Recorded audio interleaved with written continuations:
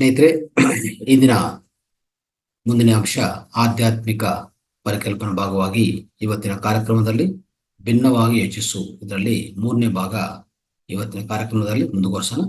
So ಈ ಅದ್ಭುತವಾದ ಜ್ಞಾನವನ್ನು ನಮ್ಗೆಲ್ಲರಿಗೂ ಹೇಳ್ಕೊಡಕ್ಕೆ ಈಗಾಗಲೇ ಮೇಡಮ್ ಸೀನಿಯರ್ ಮಾಸ್ಟರ್ ಆದ ಸುವರ್ಣಾಗಂಬಿಗ ಮೇಡಮ್ ಈಗಾಗಲೇ ಆಗಮಿಸಿದ್ದಾರೆ. ಸೊ ಅವರನ್ನು ಸ್ವಾಗತ ಕೋರಲು ನಿಮ್ಮ ವೇದಿಕೆ ವೆಲ್ಕಮ್ ಮೇಡಮ್. ಶುಭೋದಯ. Thank you sir. Thank you. Thank you. Okay, ಎಲ್ಲ ಆತ್ಮಬಂಧುಗಳಿಗೆ ಆತ್ಮಪೂರ್ವಕ ಪ್ರಣಾಮಗಳು. ಮೊದಲಿಗೆ ನಮ್ಮ ನಿಮ್ಮೆಲ್ಲರ ಪ್ರೀತಿಯ ಗುರುಗಳಾದಂತ ಬ್ರಹ್ಮರ್ಷಿ ಪಿತಾಮಹ ಶ್ರೀ ಸುಭಾಷ್ ಪತ್ರಿಜಿಯವರಿಗೆ ಮತ್ತು ಗುರುಮಾತೆ ಸ್ವರ್ಣಮಾಲಾ ಪತ್ರಿಯಮ್ಮನವರಿಗೆ ಅನಂತ ಅನಂತ ಆತ್ಮಪೂರ್ವಕ ಪ್ರಣಾಮಗಳನ್ನ ಅರ್ಪಿಸುತ್ತಾ ಈ ದಿನದ ಈ ಕಾರ್ಯಕ್ರಮವನ್ನ ಮುಂದುವರಿಸೋಣ ಮಾಸ್ಟರ್ಸ್. ಇಷ್ಟು ಹೊತ್ತು ಕೂಡ ಅದ್ಭುತವಾದ ಧ್ಯಾನ ಆಯ್ತು.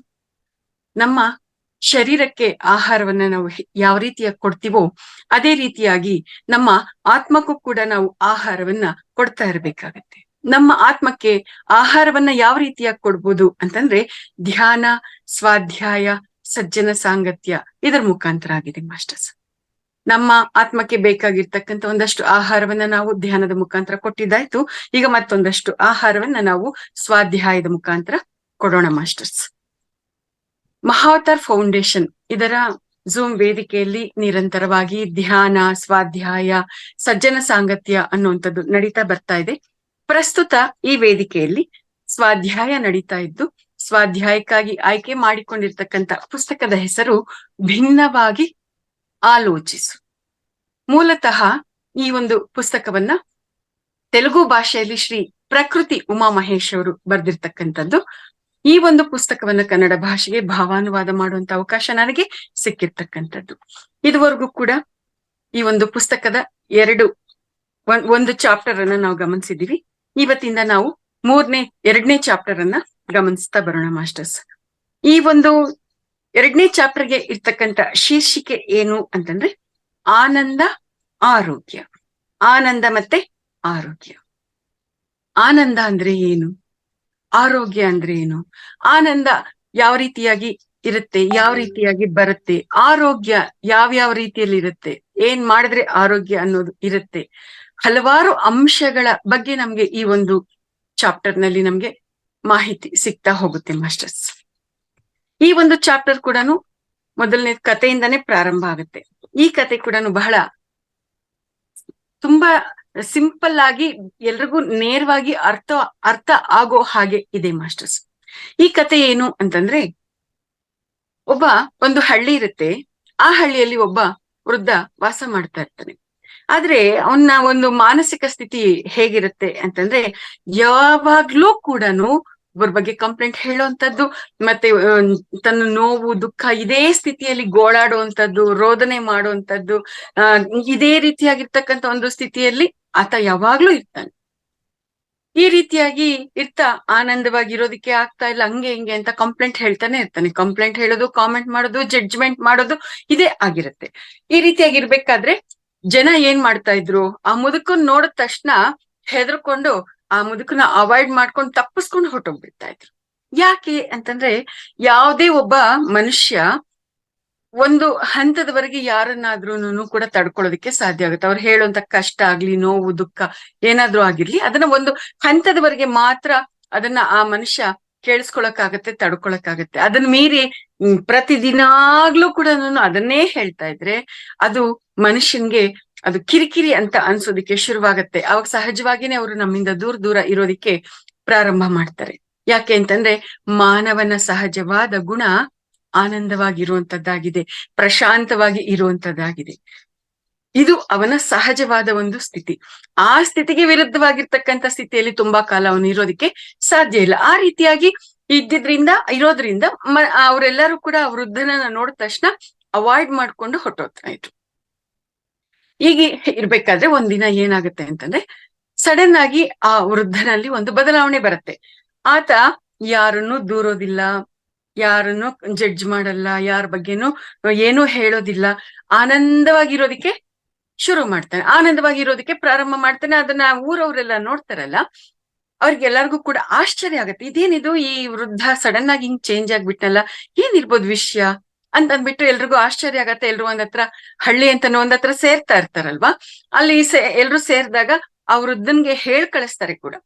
ಆ ವೃದ್ಧ ಬರ್ತಾನೆ, ಬಂದ ತಕ್ಷಣ ಎಲ್ಲಾರು ಕೇಳ್ತಾರೆ, ಏನ್ ಸಮಾಚಾರ, ನೀವು ಈ ರೀತಿಯಾಗಿ ಬದಲಾಗಿದ್ಯಲ್ಲ, ಇದು ಹೆಂಗ್ ಸಾಧ್ಯ ಆಯ್ತು? ಇವಾಗ ನೀನ್ ಯಾರ ಬಗ್ಗೆ ಏನು ಹೇಳ್ತಾ ಇಲ್ಲ, ಮೊದ್ಲಿನ ತರ ಇಲ್ವಲ್ಲ, ನೀನ್ ಈ ತರ ಚೇಂಜ್ ಆಗಿದೆಯಲ್ಲ, ತುಂಬಾ ಸಂತೋಷವಾಗಿ ಕಾಣಿಸ್ತಾ ಇದೆಯಲ್ಲ, ಇದು ಹೇಗೆ ಅಂತ ಕೇಳ್ತಾರೆ.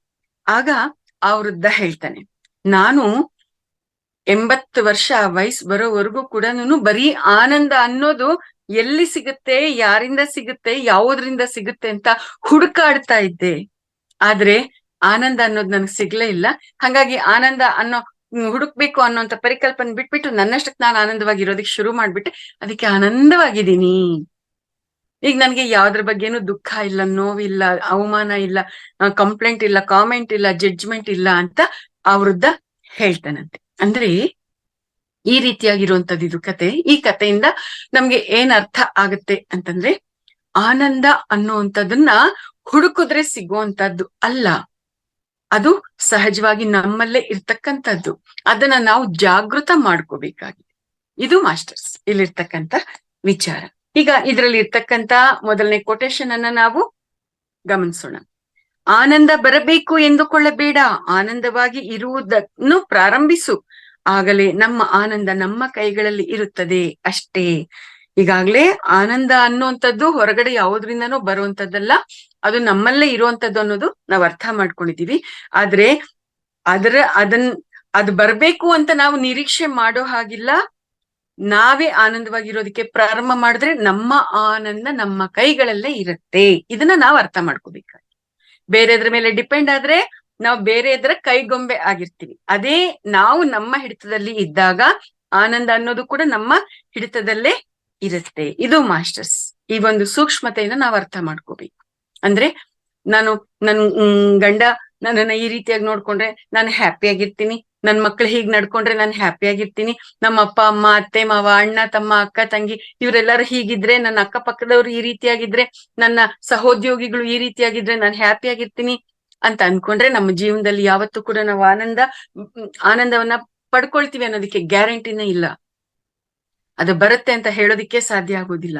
ಆದ್ರೆ ಯಾರಿದ್ರು ಯಾರಿಲ್ದಿದ್ರು, ಏನಿದ್ರು ಏನಿಲ್ದಿದ್ರು, ನಾವೇ ಆನಂದವಾಗಿರೋದಕ್ಕೆ ಪ್ರಾರಂಭ ಮಾಡ್ಬೇಕು. ನಮಗೆ ನಾವೇ ಪ್ರೇರಣೆ ಆಗ್ಬೇಕು. ಆ ರೀತಿಯಾಗಿ ನಾವು ತಯಾರಾದಾಗ ನಮ್ಮ ಆನಂದ ನಮ್ಮ ಕೈಗಳಲ್ಲಿ ಇರುತ್ತೆ. ಬೇರೆಯವ್ರ ಮೇಲೆ ಡಿಪೆಂಡ್ ಆಗಿರೋದಿಲ್ಲ, ಬೇರೆ ವಸ್ತುಗಳ ಮೇಲೆ ಡಿಪೆಂಡ್ ಆಗಿರೋದಿಲ್ಲ, ಬೇರೆ ಸನ್ನಿವೇಶ ಸಂದರ್ಭದ ಮೇಲೆ ನಮ್ಮ ಆನಂದ ಡಿಪೆಂಡ್ ಆಗಿರಲ್ಲ. ವಸ್ತು, ವ್ಯಕ್ತಿ, ಸಮಯ, ಸಂದರ್ಭ, ಸನ್ನಿವೇಶ ಯಾವ್ದು ಹೇಗೆ ಇದ್ರು ನಾವು ಆನಂದವಾಗೇ ಇರ್ತೀವಿ, ನಮ್ಮ ಕೈಗಳಲ್ಲಿ ನಾವಿದ್ದಾಗ, ನಮ್ಮ ಹಿಡಿತದಲ್ಲಿ ನಾವಿದ್ದಾಗ. ಇದು ಮಾಸ್ಟರ್ಸ್. ನೆಕ್ಸ್ಟ್ ಎರಡನೇ ಕೊಟೇಶನ್ ಅನ್ನ ಗಮನಿಸೋಣ. ನಮ್ಮ ಜೀವನ ನಮಗೆ ಇಷ್ಟವಾಗದಿದ್ದರೆ ಅದಕ್ಕೆ ನಾವೇ ಹೇಗೆ ಕಾರಣರಾಗಿದ್ದೇವೆ ಎಂದು ತಿಳಿದುಕೊಳ್ಳುವುದರಿಂದಲೇ ನಿಜವಾದ ಬದಲಾವಣೆ ಮತ್ತು ಆನಂದ ಪ್ರಾರಂಭವಾಗುತ್ತದೆ ಅಷ್ಟೇ ಅಂತ ಹೇಳ್ತಾ ಇದ್ದಾರೆ. ನಾವೆಲ್ಲರೂ ಕೂಡ ನಮ್ಗೆ ಬೇಕಾಗಿರೋದನ್ನ ಪಡ್ಕೊಳ್ಳೋದಿಕ್ಕೆ ಓಡ್ತಾ ಇರ್ತೀವಿ ಅಲ್ವಾ ಮಾಸ್ಟರ್ಸ್? ಆದ್ರೆ ಕೆಲವು ನಮ್ಮ ಹಿಡಿತದಲ್ಲಿ ಇರುತ್ತೆ, ಕೆಲವು ನಮ್ಮ ಹಿಡಿತದಲ್ಲಿ ಇರೋದಿಲ್ಲ. ನಮ್ಮ ಹಿಡಿತದಲ್ಲಿ ಇಲ್ಲದೆ ಇರುವಂತ ವಿಷಯಗಳ ಬಗ್ಗೆ ನಾವು ಯೋಚನೆ ಮಾಡಿ ಏನಾದ್ರೂ ಪ್ರಯೋಜನ ಇದೆಯಾ? ನಮ್ಮ ಕೈಯಲ್ಲಿ ಇರುವಂತದನ್ನ ನಾವು ಹಿಡ್ಕೊಂಡು ಅದ್ರಲ್ಲಿ ನಾವ್ ಏನ್ ಸಾಧನೆ ಮಾಡ್ಬೇಕು ಮಾಡಿದ್ರೆ ಅವಾಗೇನಾದ್ರೂ ನಾವು ಸಾಧನೆ ಮಾಡ್ತಾ ಮುಂದಕ್ಕೆ ಹೋಗೋದಿಕ್ ಸಾಧ್ಯ ಆಗತ್ತೆ. ನಮ್ಮ ಹಿಡಿತದಲ್ಲೇ ಇಲ್ಲ, ಅದು ನಮ್ ಕಂಟ್ರೋಲ್ ಅಲ್ಲೇ ಇಲ್ಲ ಆ ಒಂದು ವಿಚಾರ, ಆ ಒಂದು ಸಮಸ್ಯೆ. ಅದರ ಬಗ್ಗೆ ನಾನು ಯೋಚನೆ ಮಾಡೋದ್ರಿಂದ ಏನು ಪ್ರಯೋಜನ ಇಲ್ಲ. ಉದಾಹರಣೆಗೆ ಇವಾಗ ಇದು ಸಮಾಜ. ಈ ಸಮಾಜದಲ್ಲಿ ಈ ಒಂದು ಜಾತಿ ಅನ್ನುವಂತ ಪಿಡುಗಿದೆ, ವರದಕ್ಷಿಣೆ ಅನ್ನುವಂತ ಪಿಡುಗಿದೆ, ಇನ್ನು ಅನೇಕ ರೀತಿಯಾಗಿರ್ತಕ್ಕಂಥ ಸಮಸ್ಯೆಗಳು ಇದೆ. ಈ ಒಂದು ಧಾರ್ಮಿಕ ಏಕತ್ವ ಇಲ್ಲದೆ ಇರುವಂತದ್ದು ಸ್ಥಿತಿ ಇದೆ. ಇದೆಲ್ಲ ಕೂಡ ನನ್ನ ಹಿಡಿತದಲ್ಲಿ ಇದೆಯಾ? ನಾನು ಹಿಂಗ್ ಚಿಟಿಕೆ ಹಾಕಿದ ತಕ್ಷಣ ಇದೆಲ್ಲ ಬದಲಾಗ್ಬೇಕು ಅಂದ್ರೆ ಬದಲಾಗ್ಬಿಡತ್ತಾ? ಇಲ್ಲ ಅಲ್ವಾ? ನನ್ನ ಹಿಡಿತದಲ್ಲಿ ಇಲ್ಲದೆ ಇರುವಂತದ್ರ ಬಗ್ಗೆ ನಾನು ಎಷ್ಟೇ ಗೆಜ್ಜೆ ಕಟ್ಕೊಂಡ್ ಕುಣಿದ್ರು, ಏನೇ ತಕ ಅಂತ ಏನೇ ಮಾಡಿದ್ರು ಕೂಡ ಅದು ನನ್ನ ಹಿಡಿತದಲ್ಲಿ ಇಲ್ಲದೆ ಇದ್ದಾಗ ನಾನು ಅದನ್ನ ಬದಲಾಯಿಸಕ್ಕಾಗಲ್ಲ. ಆದ್ರೆ ನನ್ನ ಹಿಡಿತದಲ್ಲಿ ಇರುವಂತದನ್ನ ನಾನು ಹೇಗ್ ಬೇಕೋ ಹಾಗೆ ನಾನು ಅದನ್ನ ನಡ್ಸ್ಕೊಂಡು ಹೋಗ್ಬೋದು. ಉದಾಹರಣೆಗೆ ನನ್ನ ಕುಟುಂಬ, ನನ್ನ ಕೈಯಲ್ಲಿರ್ತಕ್ಕಂಥ ನನ್ನ ವೃತ್ತಿ, ನನ್ನ ಕ್ಲಾಸ್ ರೂಮ್ ಸಿಚುಯೇಷನ್, ನಾನು ಅಡುಗೆ ಮಾಡುವಂತ ಒಂದು ಸಿಚುಯೇಷನ್, ಈ ತರದ್ದು ಇವು ಸಿಂಪಲ್ ಎಕ್ಸಾಂಪಲ್ಸ್. ಈ ತರದ್ದು ಇನ್ನೂ ಕೆಲವಾರು ನನ್ನ ಹಿಡಿತದಲ್ಲಿ ಇರುತ್ತೆ. ನಾನು ಅದನ್ನ ಯಾವ ರೀತಿ ಆಗ್ಬೇಕು, ನಾನು ಆ ರೀತಿಯಾಗಿ ಅದನ್ನ ನಾನು ನಡ್ಸ್ಕೊಂಡು ಹೋಗ್ಬೋದು. ಇದ್ರ ಬಗ್ಗೆ ನಾನು ಯೋಚನೆ ಮಾಡಿದ್ರೆ ನಾನು ಏನಾದ್ರೂ ಬದಲಾವಣೆ ತಂದ್ಕೊಳ್ಳೋದಿಕ್ಕೆ ಸಾಧ್ಯ ಆಗತ್ತೆ. ಇದು ಮಾಸ್ಟರ್ಸ್ ಇಲ್ಲಿ ನಮ್ಗೆ ಅರ್ಥ ಮಾಡಿಸ್ತಾ ಇರ್ತಕ್ಕಂಥದ್ದು. ಅಂದ್ರೆ ಇಲ್ಲಿ ಕೆಲವು ಸಂದರ್ಭ, ಸನ್ನಿವೇಶಗಳು, ಸಮಸ್ಯೆಗಳು ನಮ್ಮ ಹಿಡಿತದಲ್ಲಿ ಇಲ್ಲದೆ ಇದ್ದಾಗ ನಾವು ಅದ್ರ ಬಗ್ಗೆ ಯೋಚನೆ ಮಾಡುವಂತದ್ದು ಬೇಕಾಗಿಲ್ಲ. ಅಂತದ್ದು ಹಾಗಿದ್ದಾಗ ಕೆಲವು ಸಂದರ್ಭದಲ್ಲಿ ನಮ್ಮ ಜೀವನ ನಮ್ಗೆ ಇಷ್ಟ ಆಗದೆ ಇರುವಂತ ರೀತಿಯಲ್ಲಿ ಅದು ಸೃಷ್ಟಿ ಆಗ್ತಾ ಇರುತ್ತೆ. ನಮ್ಮ ಜೀವನ ನಮ್ಗೆ ಇಷ್ಟ ಆಗದೆ ಇರೋ ರೀತಿಯಲ್ಲಿ ಸೃಷ್ಟಿಯಾಗಿದೆ ಅಂತಂದ್ರೆ ಅದಕ್ಕೆ ಕಾರಣ ಏನು ಅನ್ನೋದನ್ನ ನಾವಿಲ್ಲಿ ಹುಡುಕೊಂಡಾಗ ಎಲ್ಲಾ ಸಮಸ್ಯೆಗಳು ಕ್ಲಿಯರ್ ಆಗತ್ತೆ.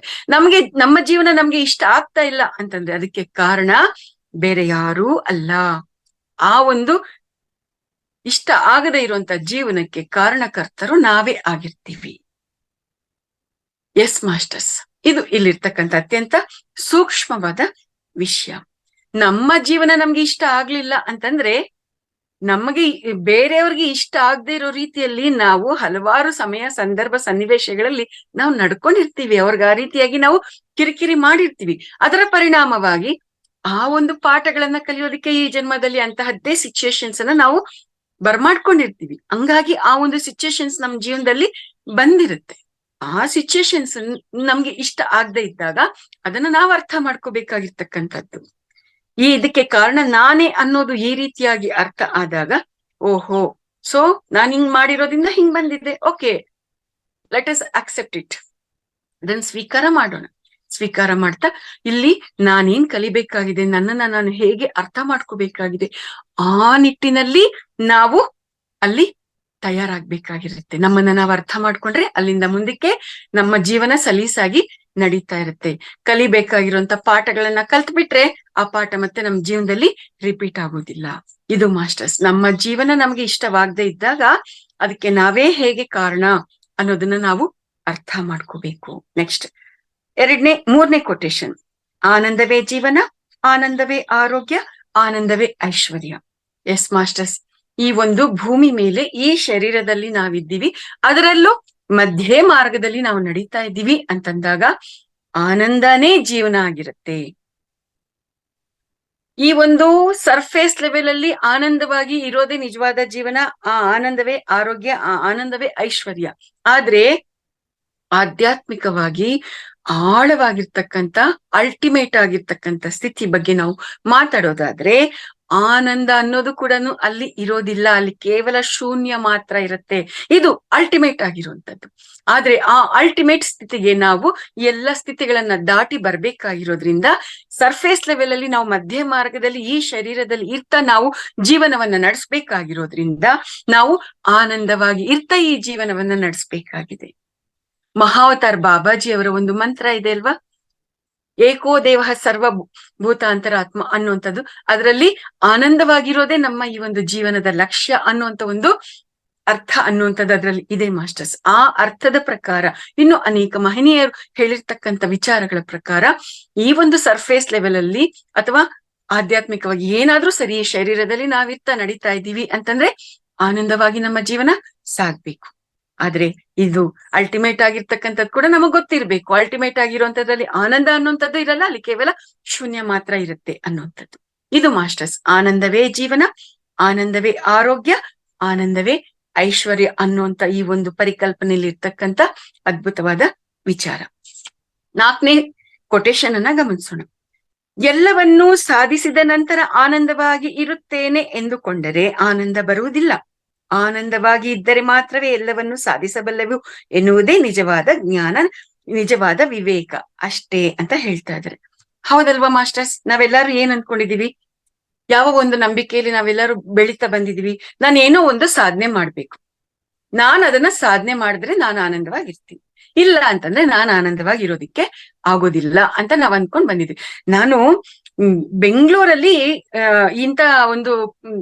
ಇಂಥದ್ರಲ್ಲಿ ನಾನ್ ಕೆಲ್ಸಕ್ಕೆ ಸೇರ್ಕೋಬೇಕು, ಇಂಥ ಒಂದು ಕಾರ್ಖಾನೆಯಲ್ಲಿ ಕೆಲ್ಸಕ್ಕೆ ಸೇರ್ಕೊಂಡ್ಬಿಟ್ರೆ ನನ್ ಜೀವನ ಬಿಂದಾಸ್ ಆಗಿರತ್ತೆ, ನಾನು ಆನಂದವಾಗಿರ್ತೀನಿ ಅಂತ ಅನ್ಬಿಟ್ಟು ನಾನು ಅಲ್ಲಿಗೆ ಹೋಗ್ಬೇಕು, ನಾನು ಆ ಕೆಲ್ಸ ಮಾಡ್ಬೇಕು, ನನ್ಗೆ ಅದಿನ್ನೂ ಸಿಗ್ಲಿಲ್ಲ, ಅಯ್ಯೋ ಅಯ್ಯೋ ಅಯ್ಯೋ ಅಂತ ಈ ರೀತಿಯಾಗಿ ನಾವು ಸತಮತವಾಗ್ತಾ ಇರ್ತೀವಿ, ತೊಳಲಾಡ್ತಾ ಇರ್ತೀವಿ. ಆದ್ರೆ ಇಲ್ಲಿ ನಾವು ಅರ್ಥ ಮಾಡ್ಕೋಬೇಕಾಗಿರೋದೇನು ಅಂತಂದ್ರೆ, ಏನನ್ನೋ ಸಾಧನೆ ಮಾಡಿದ್ರೆ, ಏನನ್ನೋ ಪಡ್ಕೊಂಡ್ರೆ ನಾವು ಆನಂದವಾಗಿರ್ತೀವಿ ಅಂತ ಅನ್ಕೊಂಡ್ರೆ ಆನಂದ ಅನ್ನುವಂಥದ್ದು ಬರೋದಿಲ್ಲ. ಆನಂದವಾಗಿದ್ರೆ ಏನನ್ ಬೇಕಾದ್ರೂ ನಾವು ಸಾಧಿಸ್ಬಲ್ವು ಅನ್ನುವಂಥದ್ರಲ್ಲಿ ಆ ಒಂದು ಯಾವ ರೀತಿಯಾಗಿ ನಾವು ಅದಕ್ಕೋಸ್ಕರ ನಾವ್ ಇರ್ಬೇಕು ಅನ್ನೋದನ್ನ ಇಲ್ಲಿ ನಾವು ಅರ್ಥ ಮಾಡ್ಕೋಬೇಕಾಗತ್ತೆ.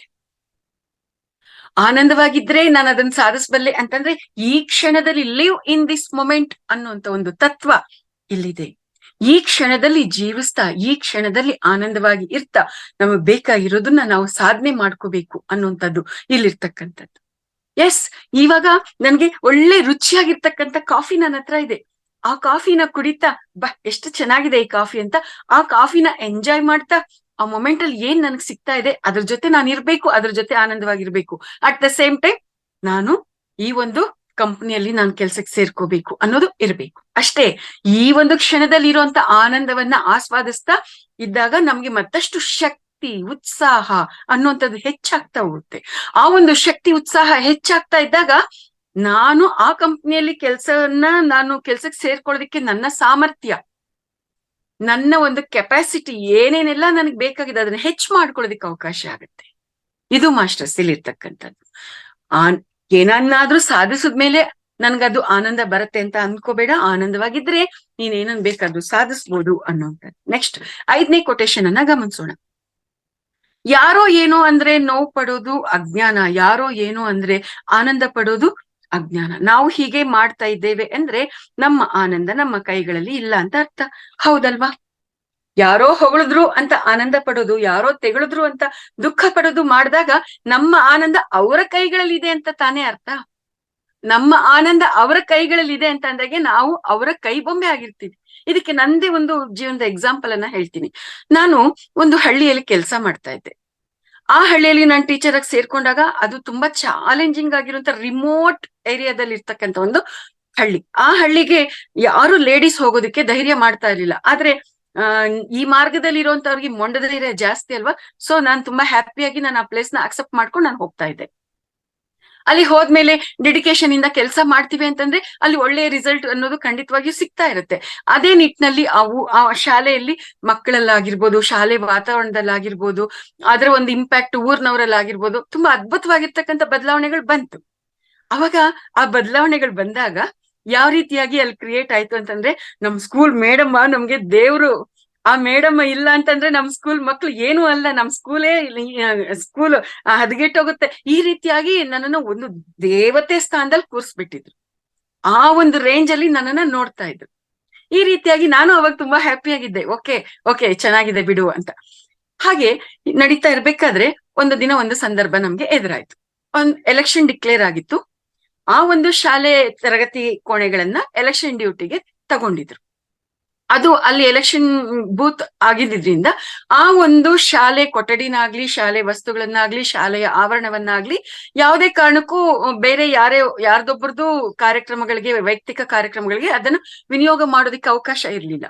ಆದ್ರೆ ಅದುವರೆಗೂ ಕೂಡ ಆ ಹಳ್ಳಿಯಲ್ಲಿ ಹೇಗ್ ಬಂದಿತ್ತು ವಾತಾವರಣ ಅಂತಂದ್ರೆ, ಅಲ್ಲಿ ಏನೇ ಒಂದು ಮದ್ವೆ ನಡಿಬೇಕು ಅಂದ್ರೂ ಸ್ಕೂಲ್ ಬಿಲ್ಡಿಂಗು, ಸ್ಕೂಲ್ ವಸ್ತುಗಳು, ಸ್ಕೂಲ್ ಆವರಣನ ಚೆನ್ನಾಗಿ ಯೂಸ್ ಮಾಡ್ಕೊಳ್ಳೋದು ಅವ್ರಿಗೆ ಅಭ್ಯಾಸ ಆಗೋಗಿತ್ತು. ಪ್ರತಿಯೊಂದಕ್ಕೂ ಕೂಡ ಸ್ಕೂಲ್ ಮೇಲೆ ಡಿಪೆಂಡ್ ಆಗ್ತಾ ಇದ್ರು ಏನೇ ಕಾರ್ಯಕ್ರಮ ಮಾಡ್ಬೇಕು ಅಂತಂದ್ರು.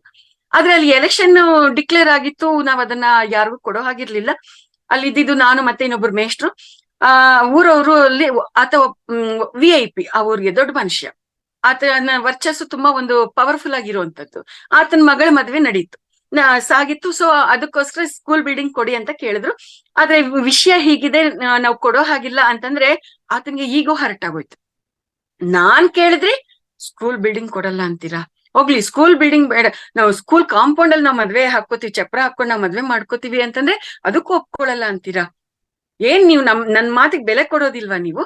ಅದೆಂಗೆ ನೀವು ಬರ್ತೀರಾ ಸ್ಕೂಲ್ಗೆ, ನಾಳೆ ಬರೋಗ್ರಿ ನೀವು ಸ್ಕೂಲ್ಗೆ ನೋಡ್ತೀನಿ ಅಂತ ಈ ರೀತಿಯಾಗಿ ಚಾಲೆಂಜ್ ಅನ್ನೋದು ಮಾಡ್ಬಿಟ್ಟ ಆ ಮನುಷ್ಯ. ಅಂದ್ರೆ ನಮ್ ಸ್ಕೂಲ್ ಮೇಡಮ್ಮ ದೇವ್ರು ಅಂತ ಇದ್ದವ್ರೇನೆ ಯಾವಾಗ ಈ ಒಂದು ವಿಚಾರವನ್ನ ನಾವು ಅಲ್ಲಿ ಹೇಳಿದಾಗ ಅವ್ರು ಸ್ವಲ್ಪ ಆಪೋಸಿಟ್ ಆಗಿ ಅಲ್ಲಿ ತಯಾರಾಯ್ತು ವಾತಾವರಣ. ಇಮ್ಮಿಡಿಯೇಟ್ ಆಗಿ ಹೊಗಳಿರುವಂತ ಬಾಯಿ ಆ ಮಟ್ಟಕ್ಕೆ ತೆಗಳೋದಿಕ್ಕೆ ಶುರುವಾಯ್ತು. ಅಂದ್ರೆ ಇದ್ರ ಅರ್ಥ ಏನು?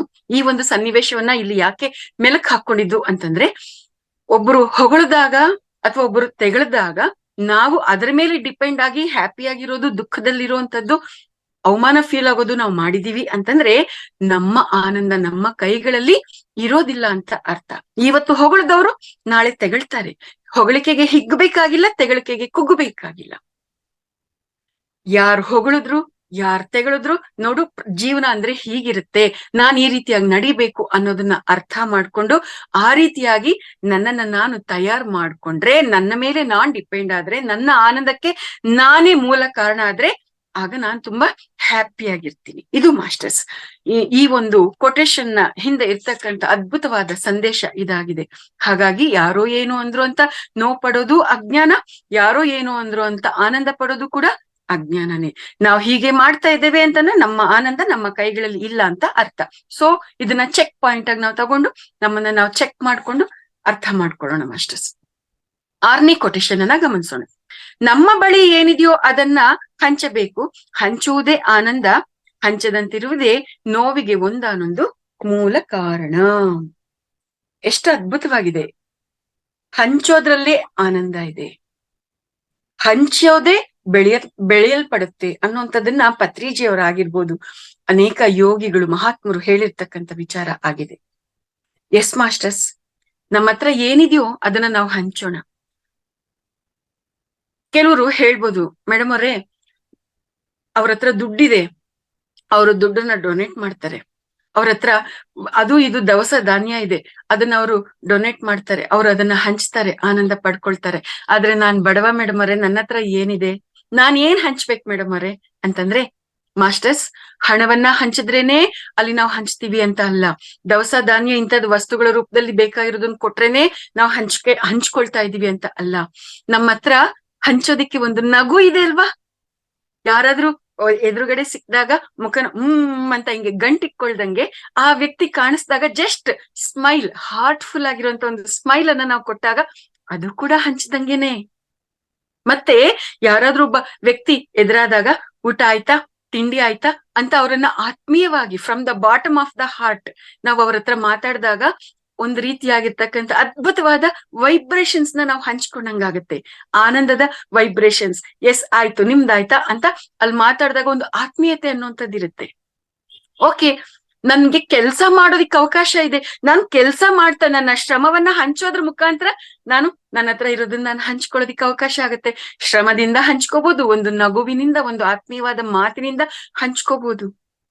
ಯಾರಾದ್ರೂ ದುಃಖದಲ್ಲಿದ್ದಾಗ ಅವ್ರಿಗೊಂದು ಸಮಾಧಾನದ ಮಾತನ್ನ ಹೇಳೋದ್ರ ಮುಖಾಂತರ ನಾವು ನಮ್ಮಲ್ಲಿ ಇರ್ತಕ್ಕಂತ ಒಂದು ಆತ್ಮೀಯತೆಯನ್ನ ಹಂಚ್ಬೋದು. ಎಸ್, ನಾವ್ ಏನ್ ಕೊಡ್ತೀವೋ ನಮ್ಗೆ ಅದೇ ಸಿಗುತ್ತೆ. ಇದು ಇಲ್ಲಿರ್ತಕ್ಕಂಥ ವಿಚಾರ. ನಿಮ್ಗೆ ಹಣ ಬೇಕಾಗಿರತ್ತಾ, ನೀವು ನಿಮ್ಮ ಹತ್ರ ₹1 ಇದೆ ಅನ್ಕೊಳ್ರಿ, ನಿಮ್ ಹತ್ರ ₹2 ಇದೆ ಅನ್ಕೊಳ್ರಿ, ₹2 ₹1 ಆದ್ರೂ ನೀವು ಕೊಡ್ರಿ. ₹10 ಇದೆ ಅಂತಂದ್ರೆ ₹2 ಕೊಡಿ. ಈ ರೀತಿಯಾಗಿ ನಿಮ್ಗೆ ಹಣ ಬೇಕು ಅಂದ್ರೆ ನೀವು ಹಣ ಕೊಡ್ಬೇಕು, ಆನಂದ ಬೇಕು ಅಂದ್ರೆ ಆನಂದ ಕೊಡ್ಬೇಕು. ನಿಮ್ಗೆ ಏನ್ ಬೇಕೋ ನೀವ್ ಅದನ್ನ ಕೊಟ್ರೇನೆ ಅದು ನಿಮ್ಗೆ ಸಿಗುತ್ತೆ. ಇದೇ ಒಂದು ತತ್ವ, ವಿಶ್ವ ನಿಯಮ. What you want you go on giving. ಇದು ಮಾಸ್ಟರ್ಸ್. ಸೊ ಆ ರೀತಿಯಾಗಿ ನಮ್ಮ ಬಳಿ ಏನಿದೆಯೋ ಅದನ್ನ ಹಂಚ್ಬೇಕು, ಹಂಚೋದೇ ಆನಂದ, ಹಂಚದಂತಿರೋದೇ ನೋವಿಗೆ ಒಂದಾನೊಂದು ಕಾರಣ. ನಾವ್ ಏನೋ ಹಂಚ್ಲಿಲ್ಲ ಅನ್ಕೊಳ್ರಿ, ಹಣ ಹಂಚ್ಲಿಲ್ಲ, ಹಣ ಬರ್ಲಿಲ್ಲ, ಅದೇ ಅಲ್ಲಿವರೆಗೂ ಬೇಡವೇ ಬೇಡ. ಒಬ್ಬ ವ್ಯಕ್ತಿ ನೋಡಿದಾಗ ನಾವು ನಗ್ಲಿಲ್ಲ ಅಂತಂದ್ರೆ ಅವರು ಯಾರೊಬ್ರು ಕೂಡ ನಮ್ಮನ್ನ ನೋಡಿ ನಗೋದಿಲ್ಲ. ಅವ್ರನ್ನ ನಾವ್ ಯಾರೊಬ್ರನ್ನ ಮಾತಾಡ್ಲಿಲ್ಲ ಅಂದ್ರೆ ಯಾರು ನಮ್ಮನ್ನ ಮಾತಾಡಲ್ಲ, ಏನು ಇರೋದಿಲ್ಲ ಜೀವನದಲ್ಲಿ. ಅವಾಗ ಅದೊಂದು ಬರ್ಡ್ ಜೀವನ ಅಂತ ಅನ್ಸ್ಕೊಳಲ್ವಾ, ಭಿಕ್ಷುಕರಿಗಿಂತಲೂ ಕಡೆಯಾಗಿರ್ತಕ್ಕಂಥ ಸ್ಥಿತಿ ಅಂತ ಅನ್ಸ್ಕೊಳಲ್ವಾ. ಹಾಗಾಗಿ ಮಾಸ್ಟರ್ಸ್, ಕೊಡೋದ್ರಲ್ಲೇ ಆನಂದ ಇದೆ, ಕೊಡ್ದಂಗ್ ಇರೋದ್ರಲ್ಲೇ ಎಲ್ಲ ನೋವುನು ಇರುತ್ತೆ. ಇದು ಜಸ್ಟ್ ಒಂದು ಎಕ್ಸಾಂಪಲ್. ಇದನ್ನ ನಾವ್ ಎಷ್ಟು ವಿಚಾರಗಳಿಗೆ ಬೇಕು ಅಂದ್ರೂ ಕೂಡ ನಾವು ಅನ್ವಯಿಸ್ಕೋಬಹುದಾಗಿದೆ, ಅರ್ಥ ಮಾಡ್ಕೋಬಹುದಾಗಿದೆ. ನೆಕ್ಸ್ಟ್ 7ನೇ ಕೊಟೇಶನ್ ಅನ್ನ ಗಮನಿಸೋಣ. ನಮಗೆ ಕಾಣಿಸುವ ಎಲ್ಲವೂ ಹೇಗೆ ಇದ್ದರೂ ಎಲ್ಲದರಲ್ಲೂ ಅಡಗಿರುವ ಒಳಿತನ್ನೇ ನೋಡಲು ಕಲಿತುಕೊಳ್ಳಬೇಕು. ಆಗ ಅದರಿಂದ ಆನಂದ ಅನ್ನುವಂಥದ್ದು ನಮ್ಗೆ ಬರುತ್ತೆ, ನಾವು ಆನಂದವಾಗಿ ಇರ್ತೀವಿ ಅಂತ ಇಲ್ಲಿ ಹೇಳ್ತಾ ಇದ್ದಾರೆ. ಪ್ರತಿಯೊಂದರಲ್ಲೂ ಇರ್ತಕ್ಕಂಥ ಒಳ್ಳೇದನ್ನೇ, ಪ್ರತಿಯೊಂದ್ರಲ್ಲೂ ಒಳ್ಳೇದೇ ಅಡಗಿದೆ ಅನ್ನೋದನ್ನ ನಾವು ಅರ್ಥ ಮಾಡ್ಕೋಬೇಕು, ಅದನ್ನೇ ನೋಡ್ಬೇಕು ಅಂತಂದಾಗ ಇದನ್ನ ಒಂದು ಉದಾಹರಣೆ ಮುಖಾಂತರ ಅರ್ಥ ಮಾಡ್ಕೊಳ್ಳೋದಕ್ಕೆ ಪ್ರಯತ್ನ ಮಾಡೋಣ. ಒಂದು ಕುಟುಂಬ ಇದೆ, ಕುಟುಂಬದಲ್ಲಿ ಮನೆ ಯಜಮಾನ ಅಪ್ಪ. ಆ ಅಪ್ಪ ಯಾವಾಗ್ಲೂ ಕೂಡ ಮಕ್ಕಳು ಮಲಗಿದ್ರೆ ರೆಗಾಡ್ತಾ ಇರ್ತಾರೆ. ಎಷ್ಟೊತ್ತರೋ ಮಲಗ್ತೀರಾ, ಎದ್ದೋಳ್ರೋ ಬೇಗ, ಎಷ್ಟು ಸೋಂಬೇರಿಗಳು ನೀವು, ಮಲಗಿದ್ರೆ ನಿಮ್ ಬದುಕಾಗತ್ತೇನ್ರೋ, ಎದ್ದೋಳ್ರೋ, ಹೋಗ್ರು, ಓದ್ಕೊಳ್ರೋ. ಇನ್ ಕೆಲ್ಸಕ್ಕೆ ಹೋಗೋರಾದ್ರೆ ನೀನ್ ಹಿಂಗೆ ಮಲ್ಕೊಂಡಿದ್ರೆ ಮುಂದಕ್ಕೆ ಬಂದ್ಬಿಡುತ್ತಾ ನಿನಗೆ? ಎದ್ದೋಳು, ನಡಿ ಕೆಲ್ಸಕ್ಕೆ ಹೋಗು. ಮತ್ ಮನೇಲಿ ಏನಾದ್ರು ಹೆಂಗಸ್ರು ಬೇಗ ಎದ್ದೋಳಿಲ್ಲ, ಇನ್ನು ನಿದ್ದೆ ಮಂಪ್ರಲ್ಲಿ ಹಂಗು ಹಿಂಗು ಬಿದ್ದು ಉರುಳಾಡ್ತಾ ಇರ್ತೀವಿ ಅಂತಂದ್ರೆ, ಇದೇನಾ ಕಲ್ತ್ಕೊಂಡಿರೋದ್ ನೀನು? ನಿಮ್ಮ ಅಪ್ಪ ಅಮ್ಮ ನಿಂಗೆ ಇದೇನಾ ಕಲ್ಸಿರೋದು? ಹಿಂಗೇನಾ ನೀನ್ ಮಾಡ್ಬೇಕಾಗಿರೋದು? ಎದ್ದೋಳೆ, ನಡಿಯೇ ಕೆಲ್ಸ ನೋಡಿ ಅಂತ ರೇಗಾಡೋದು, ಹಿಂಗೆಲ್ಲಾ ಮಾಡ್ತಾ ಇರ್ತಾರೆ. ಅವ್ರು ಏನಪ್ಪಾ ಒಂದ್ 10 ನಿಮಿಷ ಮಲ್ಗಕ್ ಬಿಡಲ್ಲ, ಏನ್ ಮನುಷ್ಯ, ಎಂತ ರಾಕ್ಷಸನ್ ಕಟ್ಕೊಂಡಿದೀನಿ ನಾನು ಅಂತ ಹೆಂಡತಿ ಭಾವಿಸಿದ್ರೆ ಅದು ನರಕ ಆಗತ್ತೆ. ಎಂತವನಪ್ಪ ನಮ್ಮಪ್ಪ ಅಂತ ಮಕ್ಕಳೇನಾದ್ರು ಭಾವಿಸಿದ್ರೆ ಅದು ನರಕ ಆಗತ್ತೆ.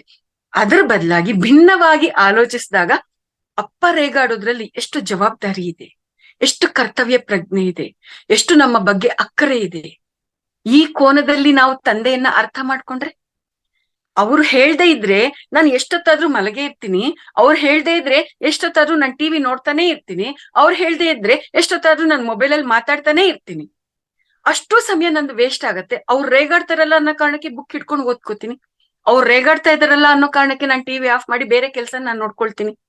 ಅಂದ್ರೆ ಅವರು ನಾನ್ ಚೆನ್ನಾಗಿರ್ಬೇಕು ಅಂತ ಹೇಳ್ತಾ ಇದ್ದಾರೆ, ನಾನು ಒಳ್ಳೆ ದಾರಿಯಲ್ಲಿ ನಡಿಬೇಕು, ನನ್ನ ಜೀವನ ನಿರರ್ಥಕವಾಗಬಾರ್ದು, ನನ್ನ ಜೀವನ ಸಮಸ್ಯೆಗೆ ಒಳಗಾಗಬಾರ್ದು ಅಂತ ಹೇಳ್ತಾ ಇದ್ದಾರೆ ಅನ್ನೋದನ್ನ ಮಕ್ಕಳು ಅರ್ಥ ಮಾಡ್ಕೊಂಡ್ರೆ, ಹೆಂಡತಿ ಆದವಳು ಈ ಕುಟುಂಬ ಶಿಸ್ತಿನಿಂದ ನಡಿಬೇಕು, ಎಲ್ಲವೂ ಅಚ್ಚುಕಟ್ಟಾಗಿ ನಡಿಬೇಕು, ನಾವು ಮನೆಯಲ್ಲಿ ದೊಡ್ಡವರಾಗಿ ನಾವು ಈ ರೀತಿಯಾಗಿ ಇರಬಾರ್ದು ಅನ್ನೋ ರೀತಿಯಲ್ಲಿ ಆ ಒಂದು ಕೋನದಲ್ಲಿ ನನ್ ಗಂಡ ನನ್ಗೆ ಇದನ್ನ ಹೇಳ್ತಾ ಇದ್ದಾರೆ ಅಂತ ಆಕೆ ಭಾವಿಸಿದ್ರೆ ಎಷ್ಟು ಅದ್ಭುತವಾಗಿ ತಯಾರಾಗತ್ತೆ. ಆ ತಂದೆಯಲ್ಲಿ ಅಥವಾ ಆ ಯಜಮಾನನಲ್ಲಿ ಇರ್ತಕ್ಕಂಥ ಆ ಒಂದು ಕಾಳಜಿ, ಅಕ್ಕರೆ ಅನ್ನುವಂಥದ್ದು, ಆ ಪ್ರೀತಿ ಅನ್ನುವಂಥದ್ದು ನಮ್ಗೆ ಅರ್ಥ ಆಗತ್ತೆ.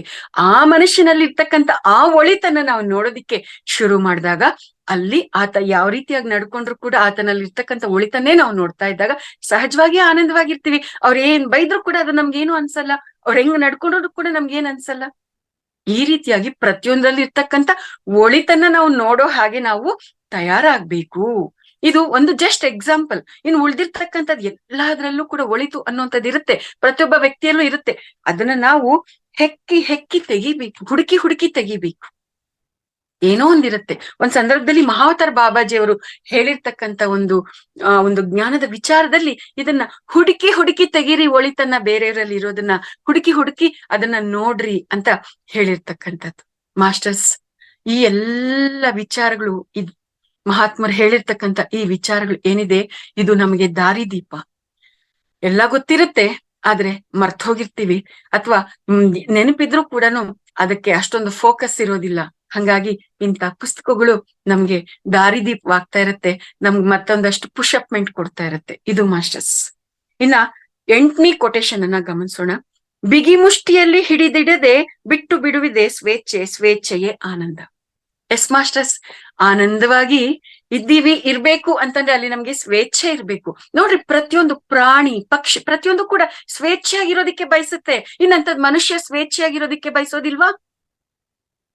ಒಂದು ಗಿಳಿಯನ್ನ ಒಂದು ಚಿನ್ನದ ಪಂಜರ, ಅದಕ್ಕೆ ಮುತ್ತು ರತ್ನ ವಜ್ರ ವೈಡೂರ್ಯ ಎಲ್ಲವನ್ನು ಅಲಂಕಾರ ಮಾಡಿರ್ತಕ್ಕಂಥ ಪಂಜರದಲ್ಲಿ ಮೆತ್ತನೆಯ ಹಾಸಿಗೆನ ಹಾಕಿ ಅದಕ್ಕೆ ಬೇಕಾಗಿರ್ತಕ್ಕಂಥ ಕಾಳುಗಳು, ಅದು ಇದು ಆಹಾರ ಏನೇನ್ ಬೇಕು ಎಲ್ಲಾನು ಸಮೃದ್ಧಿಯಾಗಿ ಆ ಪಂಜರದಲ್ಲಿ ಇಟ್ಬಿಟ್ಟು, ಗಿಳಿನ ನಾವು ಪಂಜರದಲ್ಲಿ ಇಟ್ಬಿಟ್ಟು ನಾನು ಅದ್ರಲ್ಲಿ ಇರ್ಬೇಕು, ಅದು ನೀನ್ ಅದ್ರಲ್ಲೇ ಇರ್ಬೇಕು ಅಂತಂದ್ರೆ ಆ ಗಿಳಿ ಹ್ಯಾಪಿಯಾಗಿರತ್ತಾ? ಇಲ್ಲ. ಆ ಚಿನ್ನದ ಪಂಜರ ಲೆಕ್ಕಕ್ಕಿರಲ್ಲ, ಅದ್ರಲ್ಲಿ ಇರುವಂತ ಆಹಾರ ವಸತಿ ಏನು ಲೆಕ್ಕಕ್ಕಿರಲ್ಲ. ಬಿಟ್ರೆ ಸಾಕು, ನಾನು ಹಾರ್ಕೊಂಡು ಹೋಗ್ತೀನಿ ಅನ್ನೋ ಮಟ್ಟದಲ್ಲೇ ಇರುತ್ತೆ.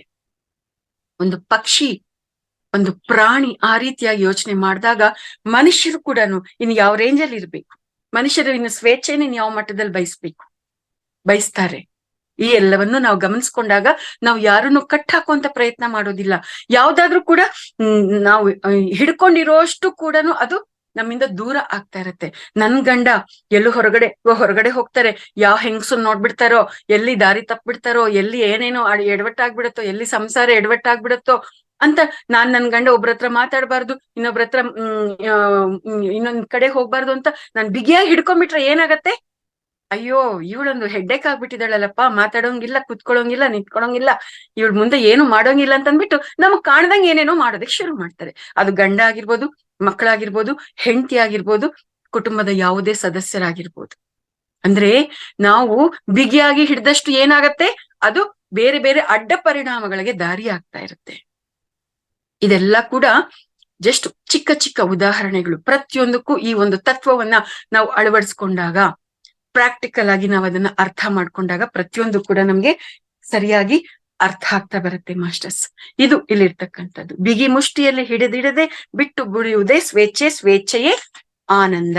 ಇಷ್ಟು ಇವತ್ತು 8 ಕೊಟೇಶನ್ಸ್ ಅನ್ನ ಗಮನಿಸಿದೀವಿ ಮಾಸ್ಟರ್ಸ್. ಇನ್ನ ಮುಂದಿನ ಕೊಟೇಶನ್ಸ್ ಅನ್ನ ನಾವು ನಾಳೆ ಗಮನಿಸೋಣ.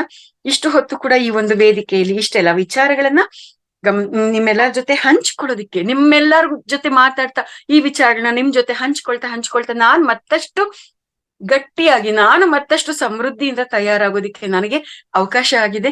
ಈ ಅವಕಾಶವನ್ನ ಕೊಟ್ಟಿರ್ತಕ್ಕಂಥ ಈ ವೇದಿಕೆಗೆ ನಾನು ತುಂಬ ಹೃದಯದ ಧನ್ಯವಾದಗಳನ್ನ, ಕೃತಜ್ಞತೆಗಳನ್ನ ಅರ್ಪಿಸ್ತಾ ಇದ್ದೀನಿ masters. Thank you, thank you, thank you very much. Thank you madam. So ಅದ್ಭುತವಾದ ಈ 2ನೇ ಚಾಪ್ಟರ್ ಅಲ್ಲಿ 2ನೇ ಅಧ್ಯಾಯದಲ್ಲಿ ಸೊ ಅದ್ಭುತವಾದ ಸ್ಟೇಟ್ಮೆಂಟ್ಸ್ ನೀವು ಹಂಚ್ಕೊಂಡಿದ್ರಿ. ಸೊ ಅದರಲ್ಲಿ ಅದ್ಭುತವಾದ ಜ್ಞಾನವು ಉದಾಹರಣೆ ಜೊತೆಗೆ ನೀವು ಹೇಳ್ತಾ ಹೋದ್ರಿ. ಸೊ ಇದರಲ್ಲಿ ತುಂಬಾ ಅದ್ಭುತವಾದ ಜ್ಞಾನ ನಮ್ಗೆಲ್ಲರಿಗೂ ಸಿಕ್ಕಿದೆ madam. Thank you so much ಮತ್ತೊಂದ್ಸರಿ. ಸೊ ಈಗ ಪ್ರಶ್ನೋತ್ತರ ನೋಡೋಣ ಮೇಡಮ್, ಸ್ವಲ್ಪ ಪ್ರಶ್ನೋತ್ತರ. Deepa yes madam. ಸರ್.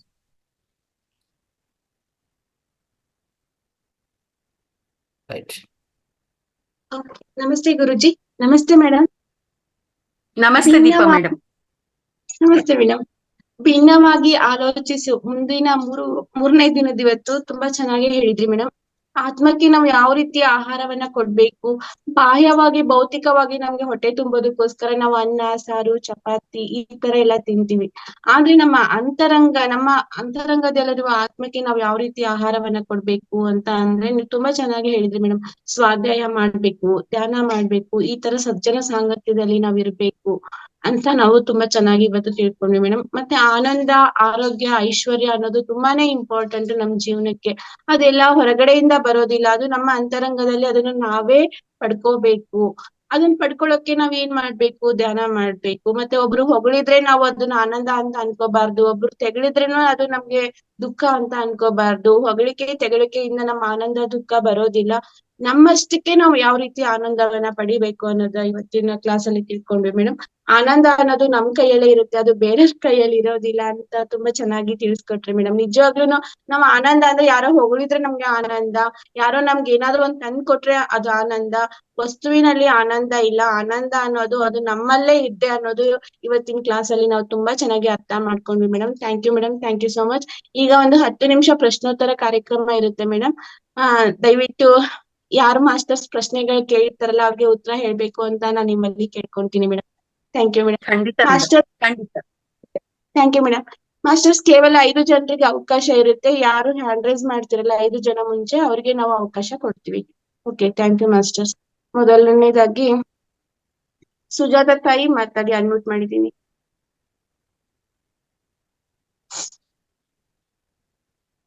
ಹೆಸರು ಕೂಗ್ದಾರು ಸ್ವಲ್ಪ ಬೇಗ ಬಂದ್ ಮಾತಾಡಿ ಮಾಸ್ಟರ್ಸ್. ಎಲ್ಲಾ ಮೇಡಮ್ ಆತ್ಮಜೀವಿಗಳಿಗೂ ಮೇಡಮ್, ಎಲ್ಲಾ ಆತ್ಮಜೀವಿಗಳಿಗೂ ನನ್ನ ಪ್ರಣಾಮಗಳು. ರಂಗನಾಥ್ ಗುರುಜಿಯವರಿಗೂ, ಅಪ್ಪಾಜಿಯವರಿಗೂ, ಮೇಡಮ್ ನಿಮಗೂ, ದೀಪ ಎಲ್ಲವರಿಗೂ ನನ್ನ ಪ್ರಣಾಮಗಳು. ಮೇಡಮ್, ಇವತ್ತು ನೀವು ತುಂಬಾ ಸರಳವಾಗಿ ಹೇಳಿದ್ರಿ ಮೇಡಮ್. ಅದೇ ರೀತಿ ನಾನು ಮೊದಲು ಹಾಗೆ ಇದ್ದೆ. ನೋಡಿದವರಿಗೆ ನಕ್ಕು ಸ್ಮೈಲ್ ಕೊಡುವುದು, ಇದನ್ ಮಾಡುವುದು, ಸ್ವಲ್ಪ ಕಷ್ಟದಲ್ಲಿ ಇದ್ದವರಿಗೆ ಹೆಲ್ಪ್ ಮಾಡುವುದು, ಎಲ್ಲಾ ವೃತ್ತಿಗಳಿವೆ. ಆದ್ರೆ ಈಗ ಅವೆಲ್ಲ ಸ್ವಲ್ಪ ಬದಲಾಗಿವೆ ಮೇಡಮ್. ಬದಲಾಗಿವೆ ಅಂದ್ರೆ ಮಾನಸಿಕ ಸ್ಥಿತಿ ಸರಿಯಾಗಿಲ್ಲ, ಇದರಲ್ಲಿಂದ ಬದಲಾಗಿವೆ. ಇನ್ನು ಅದನ್ನು ಮಾಡಲಿಕ್ಕೆ ಪ್ರಯತ್ನ ಮಾಡುತ್ತೇನೆ. ಇವತ್ತಿನ ಚಾಪ್ಟರ್ ತುಂಬಾ ಅದ್ಭುತವಾಗಿತ್ತು. ದಿನಲೂನು ನಮ್ಮ ಜೀವನದಲ್ಲಿ ಏನು ಘಟನೆ ನಡೆಯಬೇಕು, ನಡೆಯಬಾರದು ಅನ್ನೋದನ್ನು ತುಂಬಾ ಸರಳವಾಗಿ, ವಿವರವಾಗಿ ತಿಳಿಸಿಕೊಟ್ಟಿ madam. Thank you so much madam. Thank you ಅಮ್ಮ, ಥ್ಯಾಂಕ್ ಯು ವೆರಿ ಮಚ್. ನಿಮ್ಮ ಹಸುಮರೆ ತುಂಬಾ ಅದ್ಭುತ ಅನುಭವ ಆಗುತ್ತಿದೆ madam. Thank you madam. Thank you. Thank you so much. ಜಯಕ್ಕ ಮಾತಾಡಿ ಮೇಡಮ್, ಅನ್ಮ್ಯೂಟ್ ಮಾಡ್ಕೊಳ್ಳಿ ಜಯಲಕ್ಷ್ಮಿ ಮೇಡಮ್. ಜಯಕ್ಕ ಮಾತಾಡಿ. ನಮಸ್ತೆ ಮೇಡಮ್. ನೀವು ಇವತ್ತು ತುಂಬಾ ಚೆನ್ನಾಗಿ ಮಾತಾಡಿದ್ರಿ. ಆದ್ರೆ ನಂಗೆ ಒಂದ್ ಕಡೆ ಸ್ವಲ್ಪ ಕನ್ಫ್ಯೂಸ್ ಆಯ್ತು. ಒಂದ್ ಕಡೆ ನೀವು ಮಲಗಿದವ್ರನ್ನ ಎಬ್ಬಿಸುವ ಮನೆ ಯಜಮಾನನ ಉದಾಹರಣೆ ಕೊಡ್ತೀರಾ, ಇನ್ನೊಂದು ಕಡೆ ಸ್ವೇಚ್ಛೆನ ಹೇಳ್ತೀರಾ, ಇನ್ನೊಬ್ಬರ ಸ್ವಾತಂತ್ರ್ಯನ ಅಡ್ಡಿ ಮಾಡಬಾರ್ದು ಅಂತ. ಅದು ಎರಡರನ್ನ ಹೇಗ್ ತಗೋಬೇಕು? ಒಂದ್ ಕಡೆ ಸ್ವೇಚ್ಛೆ ಉದಾಹರಣೆ, ಇನ್ನೊಂದ್ ಕಡೆ ಮಲಗಿದ ಮಕ್ಕಳನ್ನ ಹೆಂಡತಿನ ಎಬ್ಬಿಸುವ ಮನೆ ಯಜಮಾನದ ಉದಾಹರಣೆ. ಎಸ್ ಮೇಡಮ್, ತುಂಬಾ ಚೆನ್ನಾಗಿ ವ್ಯತ್ಯಾಸವನ್ನ ಕೇಳ್ತಾ ಇದ್ದೀರಿ. ಅದ್ಭುತವಾಗಿರ್ತಕ್ಕಂತ ಒಂದು ಪರಿಕಲ್ಪನೆ ಇದು. ಸ್ವೇಚ್ಛೆಗೂ ಸ್ವೇಚ್ಛಾಚಾರಕ್ಕೂ ವ್ಯತ್ಯಾಸ ಇದೆ. ನಾವೆಲ್ಲರೂ ಕೂಡ ಸಮಾಜ ಜೀವಿಗಳು. ಸಮಾಜ ಜೀವಿಯಲ್ಲಿ ನಾವೆಲ್ಲ ಕುಟುಂಬದಲ್ಲಿ ಇರ್ತಕ್ಕಂಥವ್ರು. ನಾವು ಈ ಒಂದು ಕುಟುಂಬ ಅಥವಾ ಒಂದು ಸಮಾಜ ಅಂದಾಗ ನಮಗೆ ನಾವೇ ಕೆಲವೆಲ್ಲ ರೂಪುರೇಷೆಗಳನ್ನ ಅಲ್ಲಿ ನಾವು ತಂದ್ಕೊಂಡಿದೀವಿ, ಒಂದು ಚೌಕಟ್ಟನ್ನ ತಂದ್ಕೊಂಡಿದೀವಿ. ಇವಾಗ ದಿನದ 24 ಗಂಟೆ ನೀನ್ ಮಲ್ಕೊಂಡಾದ್ರೂ ನೀನ್ ಕಳಿಬಹುದು, ನೀನು ಎದ್ದು ಕೆಲಸ ಆದ್ರೂ ನೀನು ಕಳಿಬಹುದು. ಅದು ಯಾವ ರೀತಿಯಾಗಾದ್ರೂ ನಾವು ಕಳಿಬಹುದು. ಒಂದು ಕುಟುಂಬ ಅಂತಂದಾಗ ಆ ಒಂದು ಕುಟುಂಬಕ್ಕೆ ಒಂದು ಪರಿಕಲ್ಪನೆ ಇದೆ. ಆ ಪರಿಕಲ್ಪನೆಯಲ್ಲಿ ನಮ್ಮ ಕುಟುಂಬದಲ್ಲಿ ಇರ್ತಕ್ಕಂಥವರನ್ನ ನಾವು ಸರಿಯಾದ ದಾರಿಯಲ್ಲಿ ನಡೆಸ್ಬೇಕು. ಅವ್ರಿಗೇನು ಗೊತ್ತಿಲ್ಲದೆ ಇದ್ದಾಗ ಅಥವಾ ಹೆಂಗೋ ಇದ್ದಾಗ ನಾವು ಅವ್ರಿಗೆ ತಿಳುವಳಿಕೆ ಹೇಳ್ಬೇಕು ಅನ್ನುವಂತ ಒಂದು ಆಲೋಚನೆಯಲ್ಲಿ ಆ ರೀತಿಯಾಗಿ ಒಬ್ಬ ಮನೆ ಯಜಮಾನ ಆತರ ಹೇಳೋದ್ರಲ್ಲಿ ತಪ್ಪಿಲ್ಲ ಮೇಡಮ್. ಆದ್ರೆ ಇಲ್ಲಿ ಕೆಲವ್ರ ಸ್ವಭಾವ ಹೇಗಿರುತ್ತೆ ಅಂತಂದ್ರೆ, ಕಂಪ್ಲೀಟ್ ಆಗಿ ಬೇರೆಯವ್ರ ಮೇಲೆ ಜೋರ್ ಮಾಡೋದೇ ನನ್ನ ಒಂದು ಸಂಪೂರ್ಣ ಜವಾಬ್ದಾರಿ, ಅದೇ ನಾನ್ ಕರೆಕ್ಟ್ ಆಗಿರೋದು ಅನ್ನೋ ರೀತಿಯಾಗಿರ್ತಕ್ಕಂತ ಒಂದು ವಿಕೃತ ಮನೋಭಾವ ಕೂಡ ಇರುತ್ತೆ, ಇಲ್ಲ ಅಂತ ಅಲ್ಲ. ಆದ್ರೆ ಅಂತ ವಿಕೃತ ಮನೋಭಾವ ಇರೋರ್ ಮಧ್ಯದಲ್ಲಿ ನಾವ್ ಇದ್ದೀವಿ ಅಂದಾಗ ನಾವ್ ಹೇಗಿರ್ಬೇಕು? ಇಂಥ ಗಂಡ ನನ್ಗೆ ಹಿಂಸೆ ಕೊಡ್ತಾ ಇದ್ದೇನೆ ಅಂತ ಡೈವರ್ಸ್ ಕೊಟ್ಟು ಓಡೋಗ್ಬೇಕಾ? ಅಥವಾ ಅದನ್ನ ಮನ್ಸಿಗೆ ತುಂಬಿಕೊಂಡು ಅನಾರೋಗ್ಯ ತಂದ್ಕೊಂಡು ಮೆಂಟ್ ಹತ್ತಿ ನಾವು ಹುಚ್ಚರಾಗ್ಬೇಕಾ? ಅಥವಾ ಆತ್ಮಹತ್ಯೆ ಮಾಡ್ಕೋಬೇಕಾ? ಏನ್ ಮಾಡ್ಕೋಬೇಕು? ಇಂಥ ಪರಿಸ್ಥಿತಿಗಳು ಇದ್ದಾಗ ಅಲ್ಲಿ ನೋಡು ಆ ಸಮಸ್ಯೆಯನ್ನ, ಆ ವ್ಯಕ್ತಿಯನ್ನ ಬದಲಾಯಿಸಕ್ಕಾಗಲ್ಲ, ಆ ವ್ಯಕ್ತಿತ್ವವನ್ನ ನಾವೇನು ಅಲ್ಲಾಡ್ಸಕ್ಕಾಗಲ್ಲ. ಅದು ಹಾಗೆ ಅಂತಂದಾಗ, ಮುಳ್ಳು ಅಂತಂದಾಗ ಅದು ಮುಳ್ಳು ಚುಚ್ತಾನೆ ಇರುತ್ತೆ. ಅದ್ರ ಗುಣ, ಅದ್ರ ಲಕ್ಷಣ, ಅದ್ರ ಸ್ವಭಾವ ಅದು ಅಷ್ಟೇ ಅಂತಂದಾಗ, ಮುಳ್ಳು ನಮಗೆ ಚುಚ್ಕೊಳ್ದೆ ಇರೋ ರೀತಿಯಲ್ಲಿ ನಾವು ತಯಾರಾಗೋದಿಕ್ಕೂ ಕೂಡ ಅದೊಂದು ಟೆಕ್ನಿಕ್ ಆಗುತ್ತೆ. ಅಲ್ಲಿ ಆ ಒಂದು ಟೆಕ್ನಿಕ್ ಅಂತ ಭಾವಿಸಿ ನಾವ್ ಅದನ್ನ ಯಾವುದೇ ಅಟ್ಯಾಚ್ಮೆಂಟ್ ಇಲ್ದೆ ನಾವು ಪಕ್ಕಕ್ಕೆ ಬರೋದು ಒಂದ್ ರೀತಿ ಆದ್ರೆ, ಆ ಒಂದು ಟೆಕ್ನಿಕ್ ಅನ್ನೋದನ್ನ ಪ್ರೇಮ ತತ್ವದಿಂದ ನಾವು ಅದನ್ನ ತುಂಬಿಕೊಂಡಾಗ, ಪ್ರೇಮದಿಂದ ನಾವು ಆ ವ್ಯಕ್ತಿಯನ್ನ ನೋಡಿದಾಗ ನಾವು ಅಪ್ಲಿಫ್ಟ್ ಆಗ್ತೀವಿ. ಸಮಸ್ಯೆ ನಿಮ್ಮ ಕಂಟ್ರೋಲ್ ಅಲ್ಲಿ ಇಲ್ದೇ ಇದ್ದಾಗ, ನಿಮ್ ಕಂಟ್ರೋಲ್ ಅಲ್ಲಿ ಇಲ್ದೇ ಇರೋದನ್ನ ನೀವು ಬದಲಾಯಿಸೋದಕ್ಕೆ ಸಾಧ್ಯ ಇಲ್ದೇ ಇದ್ದಾಗ, ಅದನ್ನ ನೋಡುವಂತ ಒಂದು ದೃಷ್ಟಿಕೋನವನ್ನ ಬದಲಾಯಿಸ್ಕೊಳ್ಳಿ ಅನ್ನುವಂಥದ್ದನ್ನ ಮಹಾತ್ಮರೆಲ್ಲರೂ ಕೂಡ ನಮ್ಗೆ ಹೇಳಿರ್ತಕ್ಕಂಥದ್ದು. ಈ ಒಂದು ಉದಾಹರಣೆಯಲ್ಲಿ ಅಲ್ಲಿ ಆ ಒಂದು ಯಜಮಾನನಾಗಿರೋನು, ಮನೆಯ ಯಜಮಾನನಾಗಿರೋನು ಮಕ್ಕಳ ಹತ್ರ ಆಗಿರ್ಬೋದು, ಹೆಂಡತಿ ಹತ್ರ ಆಗಿರ್ಬೋದು, ಅಥವಾ ಹೆಂಡತಿ ಗಂಡನ ಹತ್ರ, ಮಕ್ಕಳ ಹತ್ರ ಈ ರೀತಿಯಾಗಿ ನಡ್ಕೊಂಡಾಗ ನಾವು ಅಲ್ಲಿ ಬದಲಾಯಿಸೋದಕ್ಕೆ ಸಾಧ್ಯ ಇಲ್ಲ ಅಂತಂದಾಗ, ನಾವು ಅದನ್ನ ಒಳಗಡೆ ತುಂಬಿಕೊಂಡು ಸಫರ್ ಆಗೋದ್ರ ಬದಲು ಅದನ್ನ ಜಸ್ಟ್ ಆ ನೋಡುವಂತ ದೃಷ್ಟಿಕೋನವನ್ನ ಬದಲಾಯಿಸ್ಕೊಂಡು ಸರ್ಫೇಸ್ ಲೆವೆಲ್ ಅಲ್ಲಿ ಬದಲಾಯಿಸ್ಕೊಂಡು ಹೋಗುವಂತದ್ದು ಒಂದು ಲೆವೆಲ್ ಆದ್ರೆ, ಅಲ್ಲಿ ಪ್ರೇಮ ತತ್ವವನ್ನ ತುಂಬಿಕೊಂಡು ನಾವು ಮುಂದಕ್ಕೆ ಹೋಗೋದು ಅದು ಮತ್ತೊಂದು ರೇಂಜ್ ಅಲ್ಲಿ ಇರುವಂತದ್ದಾಗಿರುತ್ತೆ. ಇದು ಈ ರೀತಿಯಾಗಿ ಇದನ್ನ ನಾವು ಅರ್ಥ ಮಾಡ್ಕೋಬಹುದಾಗಿದೆ ಮೇಡಮ್. ಇದಕ್ಕೆ ಸಂಬಂಧಪಟ್ಟಂತ ಕ್ಲಾರಿಟಿ ಇದು ಮೇಡಮ್. ಜಯಲಕ್ಷ್ಮಿ ಮೇಡಮ್, ತುಂಬಾ ಧನ್ಯವಾದಗಳು. ಫಸ್ಟ್ ಕ್ಲಾಸ್, ತುಂಬಾ ಚೆನ್ನಾಗಿ ವಿವರಿಸಿದ್ರಿ, ಬಹಳ ಚೆನ್ನಾಗಿ ವಿವರಿಸಿದ್ರಿ. ತುಂಬಾ ಧನ್ಯವಾದಗಳು. ಯಾವಾಗ್ಲೂ ಸದ್ಗುರುಗಳ ಹಿರಿಯರ ಉಪದೇಶಗಳಲ್ಲಿ ನಂಗೆ ಕಾಂಟ್ರಡಿಕ್ಷನ್ ಕಂಡ್ಬಿಡುತ್ತೆ. ಅವಾಗ ಏನ್ ಮಾಡಿದ್ರೆ ತುಂಬಾ ಗೊಂದಲಕ್ಕೊಳಗಾಗ್ತೀನಿ. ಅದಕ್ಕೆ ಇವತ್ತು ಹಂಗಾಯ್ತು, ಅದಕ್ಕೆ ಕೇಳ್ದೆ. ಧನ್ಯವಾದಗಳು. ಆದ್ರೆ ಕಾಂಟ್ರಡಿಕ್ಷನ್ ಇರುತ್ತೆ ಅಂತ ಹೇಳಿದ್ರು, ರಮಣರು ಹೇಳಿದ್ರು. ಆದ್ರೆ ಅದ್ರನ್ನ ನೀವು ವಿವೇಕದಿಂದ ಯೋಚನೆ ಮಾಡಿ ಅರ್ಥ ಮಾಡ್ಕೊಳ್ಬೇಕು ಅಂತ ಹೇಳಿದ್ದಾರೆ. 100% ಸತ್ಯ ಮೇಡಮ್. ಇವತ್ ನೀವು ನಿಮ್ಮಲ್ಲಿ ಉಂಟಾಗುವಂತ ಪ್ರಶ್ನೆ, ನಿಮ್ಮ ನೋಡ್ತಾ ಇದ್ರೆ ನಿಮ್ಮಲ್ಲಿ ನನ್ನನ್ನ ನಾನು ನೋಡ್ಕೊಳ್ತಾ ಇದ್ದೀನಿ. ಯಾರು ಏನೇ ಸ್ಟೇಟ್ಮೆಂಟ್ ಕೊಟ್ರು ಅದಕ್ಕಿರ್ತಕ್ಕಂತ ಮತ್ತೊಂದು ಕೋನದಲ್ಲಿ ನಂಗೆ ಪ್ರಶ್ನೆ ಎದ್ದು ಬಿಡುತ್ತೆ. ನನ್ಗೆ ಇದಕ್ಕೂ ಆನ್ಸರ್ ಬೇಕು, ಇದಕ್ಕೂ ಆನ್ಸರ್ ಬೇಕು, ಇದನ್ನ ಹೆಂಗ್ ಹೇಳಿದ್ರು ಇದು ಹೆಂಗೆ, ಈ ರೀತಿ ನಂಗೆ ಅರ್ಥ ಆದ್ರೇನೆ ಮುಂದಕ್ಕೆ ನಾನು ಆ ವಿಚಾರನ ಮಾತಾಡೋದು. ಇಲ್ಲ ಅಂತಂದ್ರೆ ಅದು ಸಾಲ್ವ್ ಆಗುವಂತದ್ದಲ್ಲ ಮೇಡಮ್, ಆ ರೀತಿಯಾಗಿ ಹೋಗ್ತಾ ಇರುತ್ತೆ. ತುಂಬಾ ಖುಷಿ ಆಯ್ತು ಮೇಡಮ್ ನಿಮ್ಮ ಪ್ರಶ್ನೆಯಿಂದ. Thank you madam, thank you. Okay, thank you ಜಯಕ್ಕ, thank you so much. Vijayamma ಮಾತಾಡಿ. ನಮಸ್ಕಾರ ಮೇಡಮ್. ನಾನು ಒಂದು ಕ್ವಶನ್ ಕೇಳ್ಬೇಕು ಅನ್ಕೊಂಡಿದ್ದೆ, ಅದನ್ನ ಜಯಲಕ್ಷ್ಮಿ ಮೇಡಮ್ ಕೇಳಿದ್ರು. ಅದು ನಿಜವಾಗ್ಲೂ ಒಳ್ಳೆ ತರದಲ್ಲಿ ನನಗೆ ಆನ್ಸರ್ ಸಿಕ್ತು. ಸ್ವೇಚ್ಛಾಚಾರದ್ದು ಇದಕ್ಕೂ ಅವರಲ್ಲಿರೋ ಒಳ್ಳೆತನದ್ದು ಇದ್ರಲ್ಲೂ ನಾವು ಪ್ರೀತಿಯಿಂದ ಇನ್ನೊಬ್ಬರನ್ನ ನೋಡಿ ಇದನ್ ಮಾಡಿ ನಾವೇ ಬದಲಾಯಿಸ್ಕೊಂಡ್ರೆ ಪರಿಸ್ಥಿತಿನ ಚೆನ್ನಾಗಿ ಅರ್ಥ ಮಾಡ್ಕೊಳ್ಬಹುದು ಅಂತ. ತುಂಬಾ ಧನ್ಯವಾದಗಳು ಮೇಡಮ್, ಚೆನ್ನಾಗಿ ಸಿಕ್ತು. ನಮ್ಮಲ್ಲಿರುವ ನಮಗೇನೋ ಬೇರೆ ಏನ್ ಹಂಚಕ್ ಆಗದೆ ಹೋದ್ರು ಒಳ್ಳೆಯ ಮಾತು, ಆತ್ಮೀಯತೆ, ಪ್ರೀತಿಯಿಂದ ಇನ್ನೊಬ್ಬರನ್ನ, ನಗುವಿನಿಂದ ಇನ್ನೊಬ್ಬರಿಗೆ ಹಂಚಬಹುದು ಅಂತ ತುಂಬಾ ಒಳ್ಳೆ ಮಾತು ಹೇಳಿದ್ರಿ ಮೇಡಮ್. ತುಂಬಾ ಧನ್ಯವಾದಗಳು. ತುಂಬಾ ಖುಷಿ ಆಗುತ್ತೆ ನಿಮ್ ಮಾತು ಕೇಳಲಿಕ್ಕೆ. ಥ್ಯಾಂಕ್ ಯು ಅಮ್ಮ, thank you very much. Thank you ಅಮ್ಮ, thank you so much. Nanda madam ಮಾತಾಡಿ. ನಮಸ್ತೆ ಗುರುಜಿ, ನಮಸ್ತೆ ಮೇಡಮ್, ನಮಸ್ತೆ ಆಲ್ ಮಾಸ್ಟರ್ಸ್. ಮೇಡಮ್, ಈ 3 ದಿನದಿಂದ ಏನು ಭಿನ್ನವಾಗಿ ಆಲೋಚಿಸು ಪಾಯಿಂಟ್ಸ್ ಪ್ರತಿಯೊಂದನ್ನ ಕೇಳಿದಾಗ ತಾವು ಅದನ್ನ ಪ್ರತಿ ಉದಾಹರಣೆ ಕೊಟ್ಟು ಹೇಳ್ತಾರಲ್ಲ, ಅದನ್ನ ನಾನು ಪ್ರತಿದಿನ ಜೀವನದಲ್ಲಿ ಅಳವಡಿಸ್ಕೊಂಡಾಗ ಎಷ್ಟೊಂದು ಖುಷಿಯಾಗಿರುತ್ತೆ ಅಂದ್ರೆ ಅದು ಆಲೋಚನೆ ಬೇರೆ. ಈಗ ನಾನು ನಿನ್ನೆ ಆಗಿದ್ದ ಘಟನೆ ಹೇಳ್ತೀನಿ ಮೇಡಮ್. ನಿನ್ನೆ ನಾ ಹಣ್ಣು ತರ್ಲಿಕ್ಕೆ ಅಂತ ಹೋದೆ, ಒಂದ್ ಅಜ್ಜಿ ಕಡೆ ದುಡ್ಡು ಕೊಟ್ಟೆ, 100 ರೂಪೀಸ್ ಕೊಟ್ಟೆ. ನಾನು ಕೊಟ್ಟ ತಕ್ಷಣ ಅವರು ನನ್ಗೆ ವಾಪಸ್ 10 ರೂಪಾಯಿ ಕೊಟ್ರು. ಎಷ್ಟು ಕೊಟ್ಟೆಮ್ಮ ಅಂತ ಕೇಳಿದೆ. ನೀವ್ ಕೊಟ್ಟಿದ್ದ 50 ರೂಪಾಯಿ ಅಂತ ಅಂದ್ರು. ಅಂದ ತಕ್ಷಣ ನಾನು ಆಯ್ತು ಅಜ್ಜಿ ಆಯ್ತಮ್ಮ ನೋಡಮ್ಮ ಅಂತಂದೆ. ಒಂದ್ಸಲ ಅಂದೆ ನೋಡ್ಕೊಳಮ್ಮ ಅಂದೆ. ಇಲ್ಲವಾ ನೀನ್ ಕೊಟ್ಟಿದ್ದು 50 ರೂಪಾಯಿ 100 ರೂಪಾಯಿ ಅಂತ ಕೇಳ್ತಿಯಲ್ಲ ಅಂತಂದ್ರು. ಆಯ್ತು ಬಿಡಮ್ಮ ಅಂತಂದೆ. ಯಾಕಂದ್ರೆ ಅಲ್ಲಿ ನಾನು ವಾದ ಮಾಡಿದ್ನೆ ಅಂದ್ರೆ ಏನಾಗ್ತಿತ್ತು, ನಾನು ಅವ್ರ ಅಜ್ಜಿ ಅದಾರ ಇವ್ರು ಹಿಂಗ್ ತಿಳ್ಕೊಂತಾರಂತಂದ್ ಆಯ್ತು ಬಿಡಮ್ಮ ನಾನು 50 ಕೊಟ್ಟೆನ ಸಮಾಧಾನದಿಂದ ಬಂದೆ. ನಾನು ಅವಾಗನೇ ಅಲ್ಲಿ ನಾನು ಬೇರೆ ರೀತಿ ವಿಚಾರ ಮಾಡ್ಲಿಲ್ಲ ಅಂತಂದ್ರೆ ಅವ್ರ ನನ್ನ ಬಗ್ಗೆ ಘರ್ಷಣೆ ಆಗ್ತಿತ್ತು. ಅದ್ ಕೊಟ್ಟಿದ್ನ ನಿಜ ಇತ್ತು, ಆದ್ರೆ ಹೋಗ್ಲಿ ಬಿಡಂತಂದು ನಾನು ಬಂದೆ. ಅಂದ್ರೆ ಆ ಆಲೋಚನೆಗಳನ್ನ ನಾವು ಯಾವ ರೀತಿ ನಮ್ ಜೀವನದಲ್ಲಿ ಅಳವಡಿಸ್ಕೊಂತೀವಿ ಅವಾಗ ಆ ಘಟನೆಗಳು ಜರಲಿಕ್ಕೆ ಇದಾಗ್ತೈತೆ ಅಂತ ಅನ್ನೋದು ನನಗೆ ಉದಾಹರಣೆ ನೀವು ಇವತ್ ಹೇಳಿದ ತಕ್ಷಣ ನಿನ್ನಿದು ನನ್ ಘಟನೆ ನೆನಪಾಯ್ತು ಮೇಡಮ್. ಹಂಗೆ ನಾವು ಪ್ರತಿ ಕ್ಷಣ ನಮ್ ಜೀವನದಲ್ಲಿ ಇವನ್ನ ಪಾಯಿಂಟ್ಸ್ ನ ಅಳವಡಿಸ್ಕೊಂಡಾಗ ನೋಡ್ಕೋತಾ ಹೋದಾಗ, ಈಗ ಬೇರೆ ಯಾರಾದ್ರೂ ನಮ್ನ ಬೈದ್ರಂದ್ರೆ ನಾನು ಈಗ ಏನ್ ಅನ್ಕೊಂತೀನಿ, ಈ ಧ್ಯಾನದಿಂದ ಬರುವುದರಿಂದ ಗೊತ್ತಾಗ್ತಾ ಇದೆ ತಮ್ಮಂತ ಏನು ಮಾರ್ಗದರ್ಶಕರು ಬಂದು ಬೋಧನೆ ಕೊಡ್ತಿಲ್ಲ. ಯಾಕಂದ್ರೆ ಮೊದ್ಲೇನು ಯಾರಾದ್ರೂ ಬೈದ್ ಏನಾಗ್ತಿತ್ತು, ಏನ್ ಬೈತಾರ ಅಂತ ಅವ್ರ ಮೇಲೆ ನಾವು ಡಿಪೆಂಡ್ ಆಗ್ತಿದ್ವಿ. ನಂದು ಜುಟ್ಟೆಲ್ಲ ಅವ್ರ ಕಡೆ ಕೊಟ್ಬಿಟ್ಟಿರ್ತಿದ್ವಿ ನಾವು. ಈಗ ನಾನು ಕರ್ಮ ಮಾಡೀನಿ, ಅದಕ್ಕೆ ಅವ್ರು ನನ್ಗೆ ಏನ ಅಂದಾರ, ಏನಾದ್ರೂ ಕರ್ಮ ಇರ್ಬೋದ್ ಅಂತ ಅನ್ಕೊಂಡು ಸುಮ್ಮನಾಗಿ ಬಿಡೋದ್ರಿಂದ ತುಂಬಾ ಆನಂದ ಆಯ್ತು ಮೇಡಮ್. ತಾವ್ ಪ್ರತಿಯೊಂದು ಪಾಯಿಂಟ್ ಹೇಳಿದ್ರಲ್ಲ ಅದು ತುಂಬಾ ಅದ್ಭುತವಾಯ್ತು. ತಾವ್ ಉದಾಹರಣೆ ಕೊಟ್ಟೈತಲ್ಲ ತುಂಬಾ ಸಂತೋಷ madam. Thank you so much madam. Thank you ಅಮ್ಮ, thank you. Thank you madam, thank you so much. Uma ಮಾತಾಡಿ, ಅನ್ಮ್ಯೂಟ್ ಮಾಡಿದ್ದೀನಿ.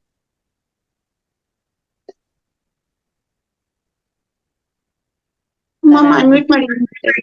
ನಮಸ್ಕಾರ ರಂಗನಾಥ್ ಗುರುಗಳೇ, ನಮಸ್ಕಾರ. ಹಾಗೂ ನಮ್ಮ ಯೋಗದ ಗುರುಗಳಾದಂತ ನಾಗರಾಜ್ ಗುರುಗಳು, ಆಮೇಲೆ ಮೇಡಮ್ ಅವರಿಗೂ ನಮಸ್ಕಾರ.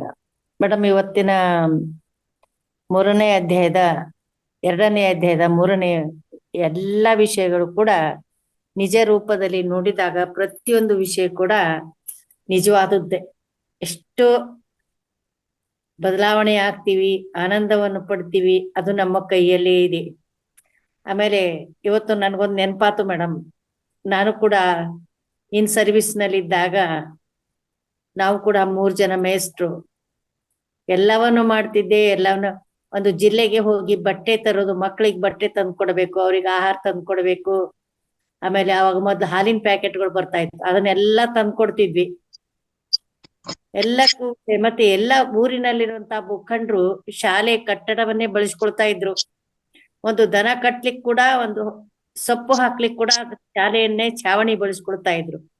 ಆದ್ರ ತಾವು ಹೇಳಿದಂತ ಪ್ರಸಂಗ ನನಗೂ ಕೂಡ ಬಂತು.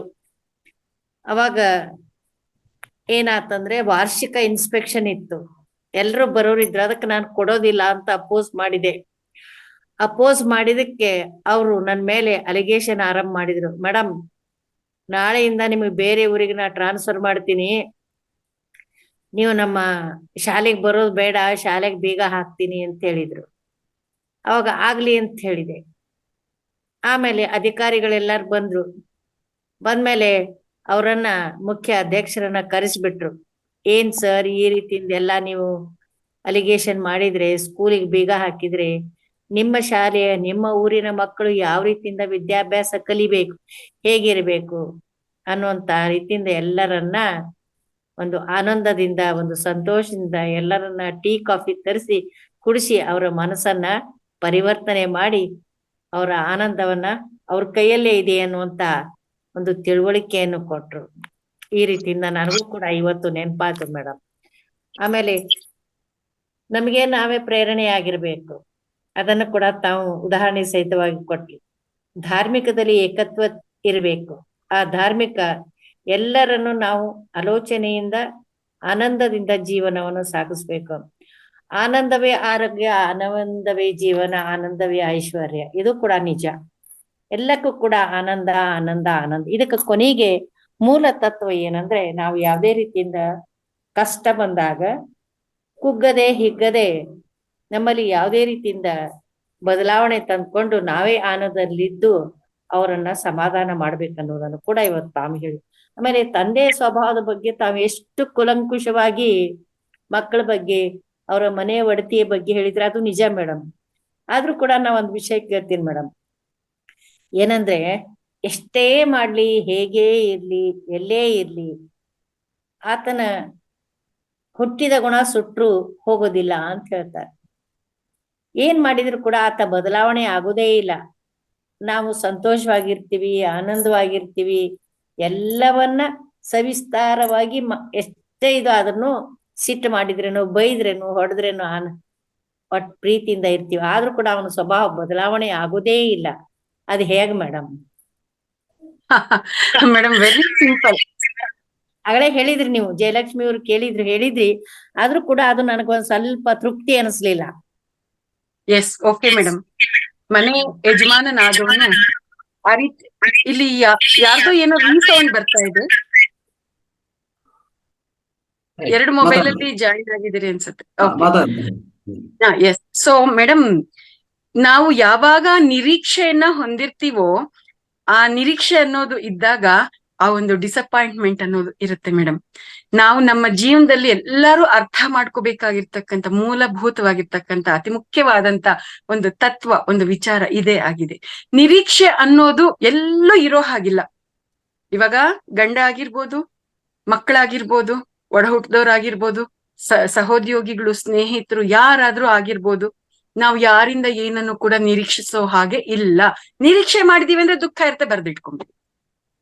ನಾವ್ ಇರ್ಬೇಕು, ಹೆಂಗಿರ್ಬೇಕು ನಾವು ಅಂತಂದ್ರೆ, ನಾವು ಬಂದಿದೀವಿ, ಈ ಒಂದು ಶರೀರದಲ್ಲಿ ಇದೀವಿ, ಸಂಸಾರದಲ್ಲಿ ಇದೀವಿ ಅಂದ್ಮೇಲೆ ನಾವು ನಿರೀಕ್ಷೆ ಇಲ್ದಂಗೆ ನಾವು ಬದುಕಿದ್ರೆ ಆನಂದವಾಗಿರ್ತೀವಿ, ಇಲ್ಲ ಅಂತಂದ್ರೆ ಇಲ್ಲ. ಮೇಡಮ್, ಇದು ಹಸಿಯಾಗಿರ್ತಕ್ಕಂಥ ಸತ್ಯ. ಇದನ್ನ ಜೀರ್ಣ ಮಾಡ್ಕೊಳ್ಳೋದಕ್ಕೆ ತುಂಬಾ ಕಷ್ಟ ಆಗತ್ತೆ. ಆದ್ರೆ ಇದೇ ಸತ್ಯ, ಇದು ಬಿಟ್ರೆ ಬೇರೆ ಇನ್ನೇನು ಬೇರೆ ಆಪ್ಷನ್ನೇ ಇಲ್ಲ ಮೇಡಮ್. ಅಂತ ವ್ಯಕ್ತಿಗಳು ಅವ್ರು ಹಾಗೆ ಇರ್ತಾರೆ.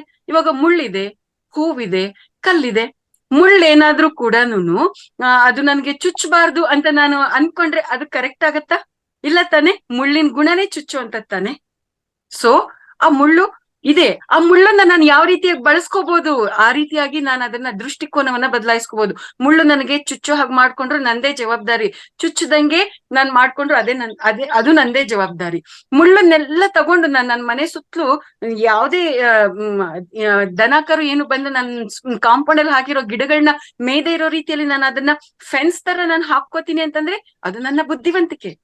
ಇಲ್ಲ, ಈ ಮುಳ್ಳು ಎಲ್ಲಂದ್ರಲ್ಲೇ ಇದೆ, ಇದು ನನ್ಗೆ ಇದು ತೊಂದರೆ ಕೊಡ್ತಾ ಇದೆ ಅಂತ ಯೋಚನೆ ಮಾಡ್ಕೊಂಡು ಕೂತ್ಕೊಂಡ್ರೆ ಅದು ಹಾಗೆ ಇರುತ್ತೆ ಮೇಡಮ್.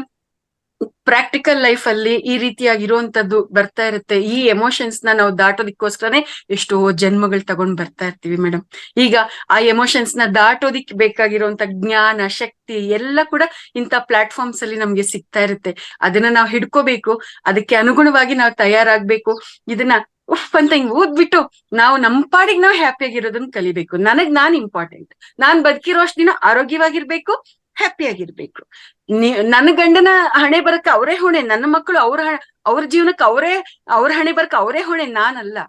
ಮಕ್ಕಳು ನನ್ನ ಮುಖಾಂತರ ಬಂದಿದ್ದಾರೆ ಅಷ್ಟೇ, ಅಷ್ಟಕ್ ಮಾತ್ರ ನಾನ್ ಫಿಕ್ಸ್ ಆಗ್ಬೇಕು.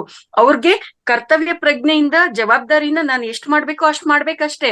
ನೀನ್ ಈ ದಾರಿಯಲ್ಲಿ ಹೋದ್ರೆ ಅನ್ನ ತಿಂತೀಯ, ಈ ದಾರಿಯಲ್ಲಿ ಹೋದ್ರೆ ಮಣ್ ತಿಂತೀಯ, ಅವ್ರಿಗೆ ಸಿನಿಮಾ ತೋರಿಸಿ ಜವಾಬ್ದಾರಿ ತಿಳಿಸಿ ಬಿಟ್ಬಿಡ್ಬೇಕಷ್ಟೇ. ಅಷ್ಟ್ ಬಿಟ್ಟು ನೀನ್ ಹಿಂಗೆ ಇರ್ಬೇಕು ಅಂತ ನಾನ್ ಬಿಗಿಯಾಗಿ ಹಿಂಗ್ ಇಟ್ಕೋತೀನಿ ಅಂತಂದ್ರೆ ಮಕ್ಕಳು ಇರೋಂತದಲ್ಲ. ಅವ್ರ ಜೀವನ ಅವ್ರ ರೀತಿಯಲ್ಲಿ ಅವ್ರು ಬದುಕಕ್ ಅವ್ರು ಬಂದಿದ್ದಾರೆ, ಗಂಡ ಅವ್ರ ರೀತಿಯಲ್ಲಿ ಅವ್ರು ಬದುಕಕ್ ಬಂದಿದ್ದಾರೆ, ಹೆಂಡತಿ ಆಕೆ ರೀತಿಯಲ್ಲಿ ಆಕೆ ಬದುಕಕ್ ಬಂದಿದ್ದಾರೆ. ಇದನ್ನ ನಾವ್ ಅರ್ಥ ಮಾಡ್ಕೊಳ್ಳೇಬೇಕು. ಇದು ಅರ್ಥ ಮಾಡ್ಕೊಳ್ಳೋದೇ ಚಾಲೆಂಜ್, ಇದೇ ಜೀವನ. ಇದಕ್ಕೋಸ್ಕರನೇ ಎಷ್ಟೋ ಜನ್ಮಗಳು. ಈ ಜನ್ಮ ಇದನ್ನ ಅರ್ಥ ಮಾಡ್ಕೊಂಡು ಇಲ್ಲಿ ಕೊನೆ ಮಾಡ್ಕೊಳ್ಳೋಣ ಮೇಡಮ್. ಇದು ನನ್ಗೆ ಅರ್ಥ ಆಗಿರುವಂತ ಸತ್ಯ. ಮೇಡಮ್ ಅನ್ಮ್ಯೂಟ್ ಮಾಡ್ಕೊಂಡು ಮಾತಾಡಿ ಉಮಾ ಮೇಡಮ್. ಮಾತಾಡಿ. ನಾವು ಒಳ್ಳೆ ರೀತಿಯಿಂದ ಇರ್ಬೇಕಂದ್ರೂ ಕೂಡ ಅವ್ರು ನಮ್ಮನ್ನ ಇರ್ಲಿಕ್ಕೆ ಕೊಡೋದಿಲ್ಲ, ಅವಕಾಶ ಕೊಡೋದಿಲ್ಲ ಮೇಡಮ್. ಅದು ಸಹಜ ಮೇಡಮ್. ಸೊ ಅಂತದೆಲ್ಲ ಕೂಡ ಅಂತದೆಲ್ಲ ಮೇಡಮ್ ಕೂಡ ಮೇಡಮ್ ಉಮಾ ಜೊತೆ ಮೊಬೈಲ್ ದೂರ ಇಡಿ ಉಮಾ ಅಮ್ಮ, 2 ಮೊಬೈಲ್ ಇಂದ ಜಾಯಿನ್ ಆಗಿದ್ದೀರಲ್ಲ, ಒಂದು ಮೊಬೈಲ್ ದೂರ ಇಡಿ ಅಮ್ಮ. ಕೇಳಿಸಲ್ಲ ನಿಮ್ದು ವಾಯ್ಸ್, ಇದು ಎಕೋ ಆಗುತ್ತೆ, ಪ್ರತಿಧ್ವನಿ ಆಗ್ತಾ ಇದೆ. ಅವ್ರ ಜೊತೆಗೆ ಒಂದು ಸ್ಪೆಷಲ್ ಸೌಂಡ್ ಬರ್ತಾ ಇರ್ತದೆ ಯಾವಾಗ್ಲೂ. ಸೊ ಅದೊಂದು ನಮ್ ಅಶರೀರವಾಣಿ ಅಂತ ಗುರುಜಿ, ಹಾಗೆ ಅಶರೀರವಾಣಿ. ಉಮಾ ಅಮ್ಮನಲ್ಲೇ ಒಂದು ಅಶರೀರವಾಣಿ. ಉಮಾ ಮೇಡಮ್, ನಾವು ಒಳ್ಳೆ ದಾರಿಯಲ್ಲಿ ಇರ್ಬೇಕು ಅಂದ್ರೂ ಬಿಡೋದಿಲ್ಲ ಅಂತಂದಾಗ ಅಲ್ಲಿ ಅರ್ಥ ಆಗ್ಬೇಕಾಗಿರೋದೇನು ಅಂದ್ರೆ, ನಮ್ದು ಬ್ಯಾಗೇಜ್ ಏನಿದೆ, ಪೂರ್ವ ಜನ್ಮದ ಕರ್ಮಗಳು ಅದು ಜಾಸ್ತಿ ಇದೆ ಅಂತ ಅರ್ಥ.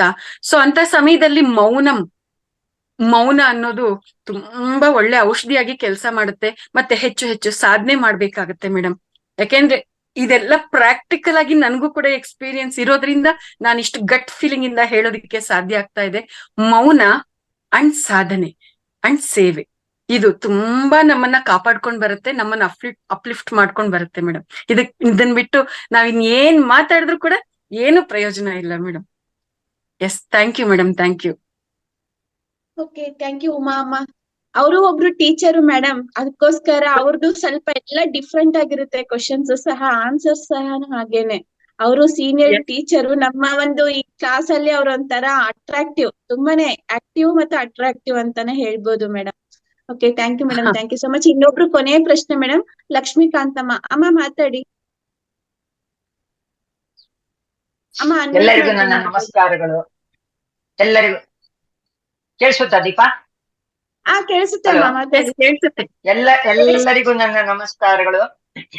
ಮೇಡಮ್ ಅವ್ರೆ, ಈಗ ಆಕ್ಚುಲ್ ಆಗಿ ನಾನು ಗೌರ್ಮೆಂಟ್ ರಿಟೈರ್ಡ್ ಎಂಪ್ಲಾಯಿ. ಈಗ ಏನೋ ಒಂದು ಘಟನೆ ನಡೆದೋಗಿರ್ತದೆ, ನಮಗೆ ಅವನಿಗೆ ತೊಂದರೆ ಕೊಡ್ಲಿಕ್ಕೆ ಮನ್ಸಿರಲ್ಲ, ಆದ್ರೆ ನಮ್ಮ ಹಿರಿಯ ಅಧಿಕಾರಿಗಳಿಂದ ಅವನಿಗೆ ತೊಂದರೆ ಕೊಡ್ಲೇಬೇಕು ಅಂತ ಇರ್ತಾರೆ. ಅದು ಆಗ್ಬೇಕಾಗಿರೋದು ನನ್ನ ಮೂಲಕನೇ. ಮನಸ್ಸಿಲ್ದ ಹೋದ್ರು ನಾವು ಮನಸ್ಸು ಮಾಡ್ಬಿಟ್ಟು ಕೊಟ್ಬಿಟ್ಟಿರ್ತೀವಿ ಅದನ್ನ. ಅದರಿಂದ ಅವ್ರಿಗೂ ತೊಂದರೆ ಆಯ್ತು, ನಮಗೂ ತೊಂದರೆ ಆಯ್ತು. ಆದ್ರೂ ನನ್ಗೆ ಈ ಒಂದು ಕ್ಷೇತ್ರಕ್ಕೆ ಬಂದ ಮೇಲೆ ತುಂಬಾ ಪ್ರಾಯಶ್ಚಿತ್ತ ಪಟ್ಟಿದ್ದೀನಿ. ಅವಾಗ ನಾನು ಕ್ಷಮೆನೂ ಕೋರ್ತಾ ಇರ್ತೀನಿ. ಅದು ನಿಜವಾಗ್ಲೂ ಅವರ ಮನಸ್ಸಿಗೆ ತಟ್ಟುತ್ತಾ? ಬಟ್ ನನಗಿನ್ನೂ ಆ ಭಾವನೆ ಬಂದಿಲ್ಲ, ಅವ್ರಿಗೆ ತಟ್ಟಿದೆ, ಅವ್ರು ನನ್ನನ್ನು ಕ್ಷಮಿಸ್ತಾರೆ ಅಂತೇಳಿ. ಓಕೆ, ಒಳ್ಳೆ ಪ್ರಶ್ನೆ ಮೇಡಮ್. ಮೇಡಮ್, ಇಲ್ಲಿ ಹೊರಗಡೆ ಇರ್ತಕ್ಕಂಥ ವಾತಾವರಣದಲ್ಲಿ ಬದಲಾವಣೆ ಬರ್ಬೇಕು ಅಂತಂದ್ರೆ ಮೊದಲು ನಮ್ಮಲ್ಲಿ ತೀವ್ರವಾದಂತ ಬದಲಾವಣೆ ಬರ್ಬೇಕಾಗತ್ತೆ. ನಮ್ಮ ಶರೀರದಲ್ಲಿರ್ತಕ್ಕಂಥ ಅಣುವು ಕಣದಿಂದನೂ ನಾವು ನಿಜವಾಗ್ಲೂ ಪಶ್ಚಾತ್ತಾಪ ಪಟ್ಟು, ಆ ಒಂದು ತ್ರಿಕರಣ ಶುದ್ಧಿಯಿಂದ ನಾವು ಪಶ್ಚಾತ್ತಾಪ ಪಟ್ಟು ಪ್ರಾಯಶ್ಚಿತ್ತ ಮಾಡ್ಕೊಂಡು ಪ್ರಾಯಶ್ಚಿತ್ತ ಮೀನ್ಸ್ ಕ್ಷಮೆ ಕೇಳಿದ್ರೆ, ಪರಮಾತ್ಮನಲ್ಲಿ ನಾವು ಅಷ್ಟರ ಮಟ್ಟಿಗೆ ಸರೆಂಡರ್ ಆಗಿ ಆ ಒಂದು ಕ್ಷಮೆಯನ್ನ ಕೇಳಿದಾಗ ನಮ್ಮ ಅಂತಃಕರಣದಲ್ಲಿ ಆ ಒಂದು ನಿಜವಾದ ಬದಲಾವಣೆ ಬಂದಾಗ ಹೊರಗಡೆ ಇರ್ತಕ್ಕಂಥವರಲ್ಲಿ ಬದಲಾವಣೆ ಬರುತ್ತೆ ಮೇಡಮ್. ಯಾಕೆಂದ್ರೆ ಇದು ನನ್ನ ಎಕ್ಸ್ಪೀರಿಯನ್ಸ್. ಫಸ್ಟ್ ಡೇನೆ ನಾನು ಈ ಒಂದು ವಿಷಯನ ನಿಮ್ಮೆಲ್ಲರ ಜೊತೆ ಹಂಚ್ಕೊಂಡಿದ್ದೀನಿ. ಅತ್ತೆ ಮಾವನಲ್ಲಿ, ನನ್ನ ಪತಿಯಲ್ಲಿ, ನನ್ನ ಮೈದ್ನನಲ್ಲಿ, ಎಲ್ಲರಲ್ಲೂ ಕೂಡ ಆ ಒಂದು ಬದಲಾವಣೆ ಬಂದಿದೆ ಅಂತಂದ್ರೆ ನನ್ನ ಅಂತರ್ಗತ ಸ್ಥಿತಿಯಲ್ಲಿ ಬದಲಾವಣೆ ಬಂತು ಮೇಡಮ್. ಸೊ ಇಲ್ಲಿ ನಮ್ಮನ್ನ ಒಂದೊಂದ್ಸರ್ತಿ ಹೇಗಾಗತ್ತೆ ಅಂದ್ರೆ, ನಾವು ಎಲ್ಲಿ ಏನಿದೆ ಅನ್ನೋದು ನಮ್ಮೊಳಗಡೆ ಏನಿದೆ ಅನ್ನೋದು ನಮ್ಗೆ ಅರ್ಥನೇ ಆಗೋದಿಲ್ಲ. ಅದು ತುಂಬಾ ಸೂಕ್ಷ್ಮವಾಗಿ, ತುಂಬಾ ಆಳವಾಗಿ ನಮ್ಮ ಒಳಹೊಕ್ಕು ನೋಡ್ಕೊಂಡಾಗ ಆಗ ಮಾತ್ರ ಅರ್ಥ ಆಗುತ್ತೆ. ಎಸ್ಪೆಷಲಿ ಧ್ಯಾನಕ್ಕೆ ಕೂತ್ಕೊಂಡಾಗ ನನ್ನ ಬಗ್ಗೆ ನನಗೆ ಅರ್ಥ ಮಾಡಿಸಿ, ನಾನು ಇದನ್ನ ದಾಟ್ಬೇಕು, ನನ್ಗೆ ಅರ್ಥ ಮಾಡಿಸಿ ಅಂತ ನಾವು ಪ್ರಯತ್ನ ಮಾಡಿ ಕೂತ್ಕೊಂಡಾಗ, ಆ ಸರೆಂಡರೆನ್ಸ್ ಅಲ್ಲಿ ನಾವಿದ್ದಾಗ ಗೈಡೆನ್ಸ್ ಅಂದ್ರೆ ಆ ಸೂಕ್ಷ್ಮಗಳು ನಮ್ಮ ಬಗ್ಗೆ ನಮ್ಗೇನೆ ಅರ್ಥ ಆಗ್ತಾ ಬರುತ್ತೆ ಮೇಡಮ್. ಇದು ನನ್ನ ಅನುಭವದಲ್ಲಿ ನನಗ ಅರ್ಥ ಆಗಿರ್ತಕ್ಕಂಥ ವಿಚಾರವನ್ನ ನಾನು ನಿಮ್ಗೆ ತಿಳಿಸಿರ್ತಕ್ಕಂಥದ್ದು. ಸೊ ಆ ವ್ಯಕ್ತಿಗೆ ನಿಮ್ಮ ಪ್ರಮೇಯ ಇಲ್ದೆ ಅಲ್ಲಿ ತೊಂದರೆ ಆಗಿದೆ ಅನ್ನೋಂಥದ್ದು ಆ ವ್ಯಕ್ತಿಗೆ ಇನ್ನೂ ಅರ್ಥ ಆಗಿಲ್ಲ ಅಂತ ಅನ್ನೋದಾದ್ರೆ, ನಿಮ್ಮಲ್ಲಿ ಇನ್ನೂ ಏನಾದ್ರು ಬದಲಾವಣೆ ಬರ್ಬೇಕಾಗಿದೇನೋ ಒಂದ್ಸರ್ತಿ ಚೆಕ್ ಮಾಡ್ಕೋಬಹುದೇನೋ ನೋಡಿ ಮೇಡಮ್. ಅಷ್ಟೇ. ಇನ್ನು ಇದನ್ನ ಮೀರಿ ಏನ್ ಹೇಳೋದಿಕ್ಕೆ ಸಾಧ್ಯ ಅಂತ ಯೋಚನೆ ಮಾಡ್ತಾ ಇದ್ದೀನಿ. ಅಲ್ಲ, ನನ್ಗೆ ಅರ್ಥ ಆಗಿಲ್ಲ. ಈಗ ನಿಮ್ಮ ಅತ್ತೆ ಮಾವ ಅವರು ನಿಮ್ ಎದುರುಗಿದ್ರು, ಅವ್ರ ಬದಲಾವಣೆ ಗೊತ್ತಾಯ್ತು, ನೀವು ಬದಲಾವಣೆ ಮಾಡ್ಕೊಂಡ್ರಿ. ಈಗ ಮನುಷ್ಯ ಎಷ್ಟೋ ಮೈಲಿಗಳು ದೂರ ಇದ್ದಾನೆ. ಆದ್ರೂ ನಾನು ಒಂದೊಂದ್ಸಾರಿ ನನ್ನ ಜೀವನದಲ್ಲಿ ನನ್ನಿಂದ ಯಾರಿಗೆ ತೊಂದರೆ ಆಗಿದೆ, ಕಣ್ಣೀರ್ ಬರ್ಸಿದೀನೋ ಗೊತ್ತಿಲ್ದಿರ ಅವರೆಲ್ಲರೂ ನನ್ನ ಕ್ಷಮಿಸಿ ಅಂತ ಕೇಳ್ಕೊಳ್ತಾ ಇದ್ದೀನಿ. ಬಟ್ ಅದು ಅವರು ನಿಜವಾಗ್ಲೂ ಕ್ಷಮಿಸಿದ್ದಾರೆ ಅಥವಾ ನಿಜವಾಗ್ಲೂ ನಾನ್ ಪಶ್ಚಾತ್ತಾಪ ಪಟ್ಟಿದ್ದೀನಿ ಅಂತ ನನಗೆ ಹೆಂಗ ಅರ್ಥ ಆಗುತ್ತೆ ಧ್ಯಾನದಲ್ಲಿ? ಮೇಡಮ್, ಇಲ್ಲಿ ಇದು ಓಕೆ, ನಿಮ್ ಪ್ರಶ್ನೆಗೆ ಅರ್ಥ ಆಯ್ತು ನನ್ಗೆ. ಮೇಡಮ್, ಅವ್ರಿಗೆ ನಮ್ಮ ಒಂದು ವಿಚಾರ ತಲುಪಿದ್ಯೋ ಇಲ್ವೋ ಗೊತ್ತಿಲ್ಲ. ಅದ್ ನಮಗ್ ಬೇಕಾಗೂ ಹಾ. ಇಲ್ಲ. ಅವ್ರು ಎಲ್ಲೋ ಇದಾರೆ, ಹಾ. ನಾವೆಲ್ಲೋ ಇದ್ದೀವಿ. ಹಾಗಿದ್ದಾಗ ಮೇಡಮ್ ಜಸ್ಟ್ ನಾವು ಸರೆಂಡರ್ ಆಗೋಣ. ನಮ್ಮ ಅಂತಃಕರಣದಲ್ಲಿ ನಾನು ಸ್ವಚ್ಛವಾಗಿದ್ದೀನ, ನಾನು ತ್ರಿಕರಣ ಶುದ್ಧಿಯಿಂದ ಕ್ಷಮೆ ಕೇಳಿದಿನ, ಪರಮಾತ್ಮನಲ್ಲಿ ನಾನು ಸರೆಂಡರೆನ್ಸ್ ಅಲ್ಲಿ ನಾನು ಇದೀನ, ಒಂದು ಪರಮಾತ್ಮನ ಅನುಗ್ರಹ ನನಗ್ ಸಿಗ್ತಾ ಇದೆ, ನಮ್ಮ ಅಂತರಂಗದಲ್ಲಿ ನಮಗೆ ಅದು ಅರ್ಥ ಆಗ್ಬಿಡುತ್ತೆ ಮೇಡಮ್. ಆ ವ್ಯಕ್ತಿಗಳಲ್ಲಿ ಇರ್ತಕ್ಕಂತ ನೆಗೆಟಿವಿಟಿ ಕ್ಲಿಯರ್ ಆಗಿದೆ ಅಂದ್ರೆ ಮತ್ತೆ ಆ ಕಾನ್ಸೆಪ್ಟ್ ಬಗ್ಗೆ ಯೋಚನೆ ಮಾಡುವಂತ ಸ್ಥಿತಿ ನಮಗ್ ಮತ್ತೆ ಬರೋದಿಲ್ಲ. ಇದು ನನ್ನ ಅನುಭವದ ಮಾತು ಮೇಡಮ್. ಸೊ ನೀವು ನಿರಂತರವಾಗಿ ಕ್ಷಮೆ ಕೇಳ್ತಾ ಇರಿ. ಪರಮಾತ್ಮ ಯಾರ್ಯಾರು ತೊಂದರೆ ಕೊಟ್ಟಿದ್ದೀನೋ, ಗೊತ್ತಿದ್ದು ಗೊತ್ತಿಲ್ದು ಎಲ್ಲರೂ ನನ್ನನ್ನ ಕ್ಷಮಿಸ್ಲಿ, ನಾನು ಎಲ್ಲಾರನ್ನೂ ಕ್ಷಮಿಸ್ತೀನಿ. ಈ ರೀತಿಯಾಗಿ ತುಂಬಾ ಸರೆಂಡರೆನ್ಸ್ ಅಲ್ಲಿ ನೀವು ಕೇಳಿದಾಗ ಖಂಡಿತವಾಗಿ ಎಲ್ಲ ಕ್ಲಿಯರ್ ಆಗ್ಬಿಡುತ್ತೆ ಮೇಡಮ್. ಇದು ನನ್ನ ಅನುಭವದ ಮಾತು. Okay madam, thank you madam, thank you thank you ma'am. Ma'am. Thank you ಅಮ್ಮ, ಥ್ಯಾಂಕ್ ಯು ಸೋ ಮಚ್. ಇನ್ ಯಾರ್ದಾದ್ರು ಪ್ರಶ್ನೆ ಇದೆಯಾ? ಓಕೆ, ಇನ್ ಯಾರ್ದು ಇಲ್ಲ ಮೇಡಮ್. ತುಂಬಾ ಚೆನ್ನಾಗಿತ್ತು ಮೇಡಮ್. ನನ್ನ ಒಂದು ಅನುಭವ ಹೇಳ್ತೀನಿ. ಇವತ್ತು ನಿಮ್ ಕ್ಲಾಸ್ ಕೇಳಿದಾಗ ನಂಗೆ ಏನ್ ಅನ್ಕೊಂಡೆ ಅಂತಂದ್ರೆ, ನಮ್ಗೆ ಭೌತಿಕವಾಗಿರುವ ಆನಂದ ಅನ್ನೋದು ಕ್ಷಣಿಕ, ಆಂತರಿಕವಾಗಿ ನಾವು ಪಡ್ಕೊಳ್ಳೋ ಆನಂದನೇ ಶಾಶ್ವತ. ಅದನ್ನ ನಾವೇ ಬೇರೆಯವ್ರ ಕಡೆಯಿಂದ ಆಕ್ಸೆಪ್ಟ್ ಮಾಡ್ಬಾರ್ದು, ನಿರೀಕ್ಷೆ ಮಾಡ್ಬಾರ್ದು. ನಾವೇ ಆ ಆನಂದ ತಗೊಳಕ್ಕೆ ನಾವ್ ಏನ್ ಮಾಡ್ಬೇಕು, ಭಿನ್ನವಾಗಿ ಆಲೋಚಿಸ್ಬೇಕು ಅಂತ ನಾವ್ ಇವತ್ತಿನ ಕ್ಲಾಸ್ ಅಲ್ಲಿ ತುಂಬಾ ಚೆನ್ನಾಗಿ ತಿಳ್ಕೊಂಡ್ವಿ madam. Thank you madam, thank you so much. Thank you. Thank you madam, ಧನ್ಯವಾದಗಳು. Yes, thank you sir. ನಾನು ಇನ್ನು ಲೀವ್ ಆಗ್ತೀನಿ sir. Right madam, thank you madam. Yes ಸ್ನೇಹಿತರೆ, ಆತ್ಮೀಯರೇ, ಇವತ್ತಿನ ಕಾರ್ಯಕ್ರಮದಲ್ಲಿ ಅದ್ಭುತವಾದ ಸತ್ಸಂಗ ಆಯಿತು, ಸಜ್ಜನ ಸಾಂಗತ್ಯ ಆಯಿತು. ಅದರಿಂದ ಹೆಚ್ಚು ಪರಿಣಾಮದಲ್ಲಿ ಅತ್ಯಂತ ಪ್ರಾಮುಖ್ಯದ ಅಂಶಗಳನ್ನ ನಾವು ತಿಳ್ಕೊಂಡಿದ್ವಿ. ಮೇಡಮಿಂದ ಅದ್ಭುತವಾದ ಜ್ಞಾನ ಸಿಕ್ತು. ಇದನ್ನು ಪ್ರತಿಯೊಂದು ದಿವಸ ನಾವು ಅಳವಡಿಸ್ಕೊಂಡಿದ್ರೆ, ನಿತ್ಯ ಜೀವನದಲ್ಲಿ ಅಳವಡಿಸ್ಕೊಂಡಿದ್ರೆ ಎಷ್ಟೋ ಪ್ರಾಬ್ಲಮ್ಸ್, ಎಷ್ಟೋ ಸಮಸ್ಯೆಗಳಿಂದ ನಾವು ದೂರ ಆಗ್ಬೋದು. ಓಕೆ, ಸೊ ಈ ಭಿನ್ನವಾಗಿ ಯೋಚಿಸುವಂಥ ಈ ಅದ್ಭುತವಾದ ಬುಕ್ಕು ಇದೇ ಥರ ಮುಂದುವರಿಸ್ತಾ ಇರ್ತೀವಿ. ಸೊ ಈಗ ಈ ತಿಂಗಳಲ್ಲಿ ಆದಷ್ಟು ಒಂದು 10 ಸೆಷನ್ಸ್ ಇಟ್ಕೊಂಡಿದ್ವಿ. ಈಗ 3ನೇ ಸೆಷನ್ ಈಗ ಇವತ್ತಾಗಿದೆ, ಅದ್ಭುತವಾಗಿ ನಡೀತಾ ಇದೆ. ಸೊ ಈ ಥರ ಅದ್ಭುತವಾದ ಬುಕ್ಸು ನಾವು ಓದಿ ಇನ್ನೊಬ್ರಿಗೆ ವಿವರವಾಗಿ ಎಕ್ಸ್ಪ್ಲೇನ್ ಮಾಡೋದು ತುಂಬ ಇಂಪಾರ್ಟೆಂಟ್ ಆಗುತ್ತೆ. ನಮ್ಮ ಮಾಸ್ಟರ್ಸ್ನು ಅಷ್ಟೇ, ಈ ವೇದಿಕೆಯಲ್ಲಿರುವಂಥ ಎಲ್ಲ ಮಾಸ್ಟರ್ಸು ಈಗಾಗಲೇ ಹೆಚ್ಚು ಜ್ಞಾನ ಪಟ್ಟಿದ್ದೀರಿ. ಅಂದರೆ ಎಷ್ಟೋ ಜ್ಞಾನ ನೀವು ತಿಳ್ಕೊತಾರೆ ಪ್ರತಿ ದಿವಸ. ನೀವು ಈ ಜ್ಞಾನವನ್ನು ಅಭ್ಯಾಸದಲ್ಲಿಟ್ಟು ಹೆಚ್ಚೆಚ್ಚು ಇನ್ನೂ ಅರ್ಥ ಮಾಡ್ಕೊತ ಬುಕ್ಸ್ಗಳು ಓದಿ ನೀವು ಪ್ರತಿಯೊಂದು, ಅಂದರೆ ಯಾವುದೋ ಒಂದು ಸೆಷನ್ಸ್, ಅಂದರೆ ತಿಂಗಳಲ್ಲಿ ಒಂದು 4-5 ಸೆಷನ್ಸ್, ಒಬ್ಬೊಬ್ಬರು ಮಾಸ್ಟರ್ 2 ಸೆಷನ್ಸು 3 ಸೆಷನ್ಸ್ ಕೊಡ್ತಾ ಇರಬೇಕು. ಈಗ Uma madam, so Deepa madam ಎಲ್ಲ, ಅಂದರೆ ಅಶ್ವಿನಿ ಮೇಡಮ್ ಎಲ್ಲರೂ ಪ್ರಯತ್ನ ಮಾಡಿ. ಈಗ ಈ ತಿಂಗಳಲ್ಲಿ ಈ ಸಮಗ್ರ ಜೀವನ ಶೈಲಿ ಮನೆ ಮದ್ದುಗಳು ಕೊಡೋಕ್ಕೆ ನೀವು ಮುಂದಕ್ಕೆ ಬಂದಿದ್ದೀರಿ, ಅದು ಸಂತೋಷ. ಆದರೆ ಜ್ಞಾನವನ್ನು ಕೊಡೋಕ್ಕೆ ಮುಂದಕ್ಕೆ ಬರಬೇಕು. ಈಗ ಎಷ್ಟು ಜ್ಞಾನ ತಿಳ್ಕೊತೀರಿ, ಎಷ್ಟು ಧ್ಯಾನ ಮಾಡ್ತೀರಿ, ನೀವು ಮಾಡ್ತಾನೆ ಇರ್ತೀರಿ, ತಿಳ್ಕೊತಾನೆ ಇರ್ತೀರಿ, ಮುಂದಕ್ಕೆ ಬಂದಿಲ್ಲ ಅಂದರೆ ಸಾಧ್ಯವಾಗಲ್ಲ. ಸೊ ಪ್ರತಿಯೊಬ್ಬರು ಈಗಾಗಲೇ ನೀವು ಮಾಡಿರೋ ಪ್ರಯತ್ನ, ನೀವು ತಿಳ್ಕೊಂಡಿರೋಂಥ ಜ್ಞಾನ ಇನ್ನು ಸಾಕಾಗಿದೆ. ಇನ್ನೂ ಹೆಚ್ಚಾಗಿ ತಗೋಬೋದು, ತಿಳ್ಕೊಬೋದು. ಆದರೆ ನೀವು ವ್ಯಕ್ತಪಡಿಸಿದ್ರೆ ನಿಮ್ಗಿನ್ನೂ ಆ ಜ್ಞಾನ ಹೆಚ್ಚಾಗ್ತದೆ. ನಿಮ್ಮ ಒಳಗಡೆ ಇನ್ನೂ ಏನೋ ಸಂಶಯಗಳಿದ್ರೆ, ಸಂದೇಹಗಳಿದ್ರೆ ನಿಮಗೂ ಅದು ನಿವೃತ್ತಿ ಆಗತ್ತೆ. ಅದು ಯಾವಾಗಲೂ ಅಷ್ಟೇ, ನಾವು ಎಷ್ಟು ಹೇಳಿದ್ರೆ ಅಷ್ಟು ನಮಗೆ ಹೆಚ್ಚು ಬರ್ತಾ ಇರ್ತದೆ ಜ್ಞಾನ. ಹೇಳೋದಲ್ಲಿ ನಾವು ಕೇಳಿಸ್ಕೊತೀವಿ.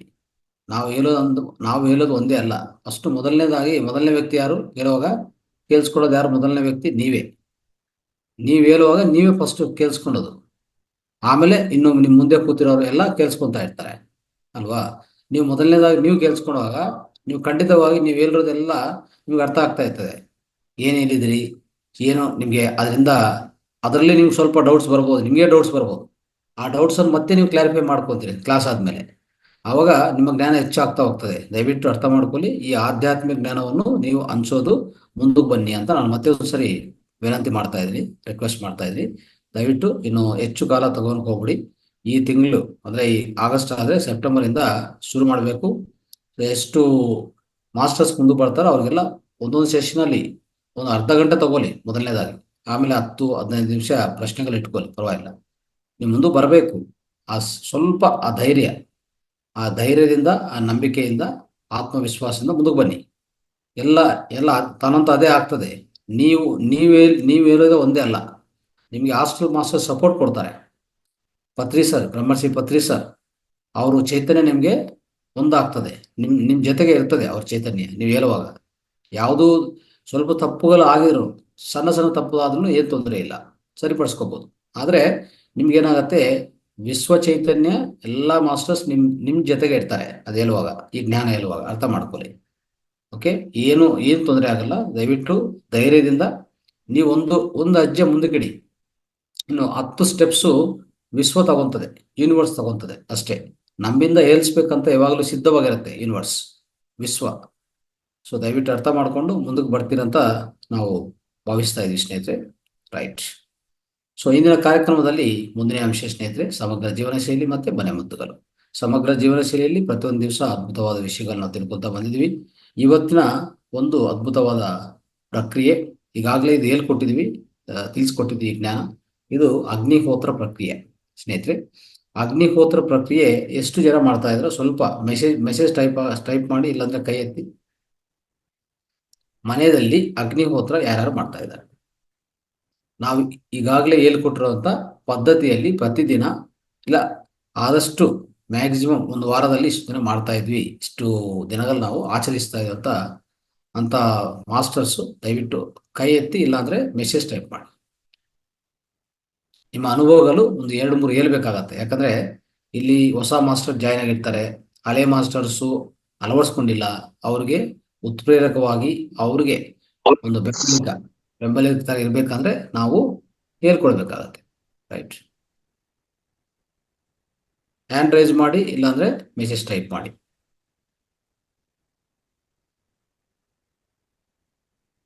ಅರವತ್ತೆರಡು ಮಾಸ್ಟರ್ಸ್ ಇದ್ದಾರೆ ಇಲ್ಲಿ. 62 ಅಂದ್ರೆ 60 ಮಾಸ್ಟರ್ಸ್ ಇದ್ದಾರೆ. 41 ಡೇಸ್ ಮಾಡಿದ್ದೀನಿ. ಓಕೆ, ಏನಮ್ಮ ನಿಮ್ಮ ಎಕ್ಸ್ಪೀರಿಯನ್ಸ್ ಹೇಳಿ. ಏನ್ ಮಾಡಿದ್ರಿ, ಹೇಗೆ ಮಾಡಿದ್ರಿ ಅಂತ ಒಂದು ಸ್ವಲ್ಪ ತಿಳುವಳಿಕೆ ಕೊಟ್ಟು, ಜ್ಞಾನ ಕೊಟ್ಟು, ಆಮೇಲೆ ನಿಮ್ಮ ಅನುಭವ ಹೇಳಿ.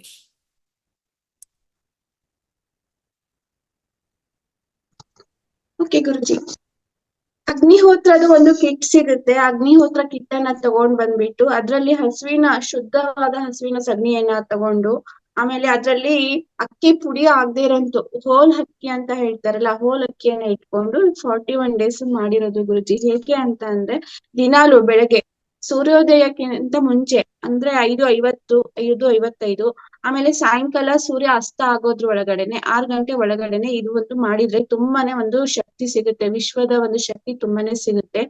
ಮತ್ತೆ ಇದು ಮನೆಯಲ್ಲೇ ಮಾಡೋದ್ರಿಂದ ಏನಾಗುತ್ತೆ ಅಂತಂದ್ರೆ, ಇದ್ರಲ್ಲಿ ತುಂಬಾ ಪಾಸಿಟಿವ್ ವೈಬ್ಸ್ ಮನೇಲಿ ಇರುತ್ತೆ, ತುಂಬಾ ಪಾಸಿಟಿವ್ ವೈಬ್ಸ್ ಇರುತ್ತೆ. ಮತ್ತೆ ಆ ಹೋಮಕ್ಕೆ ಏನಿಲ್ಲ, ಅಗ್ನಿಯೇ ಸ್ವಾಹ, ಅಗ್ನಿಯೇ ಇದಂ ನಮಃ, ಆಮೇಲೆ ಸೂರ್ಯಾಯ ಸ್ವಾಹ, ಸೂರ್ಯಾಯ ಇದಂ ನಮಃ, ಈ ತರ 2 ಇದು ಸಂಕ್ಷಿಪ್ತವಾಗಿರುವಂತ ಮಂತ್ರ ಇದೆ.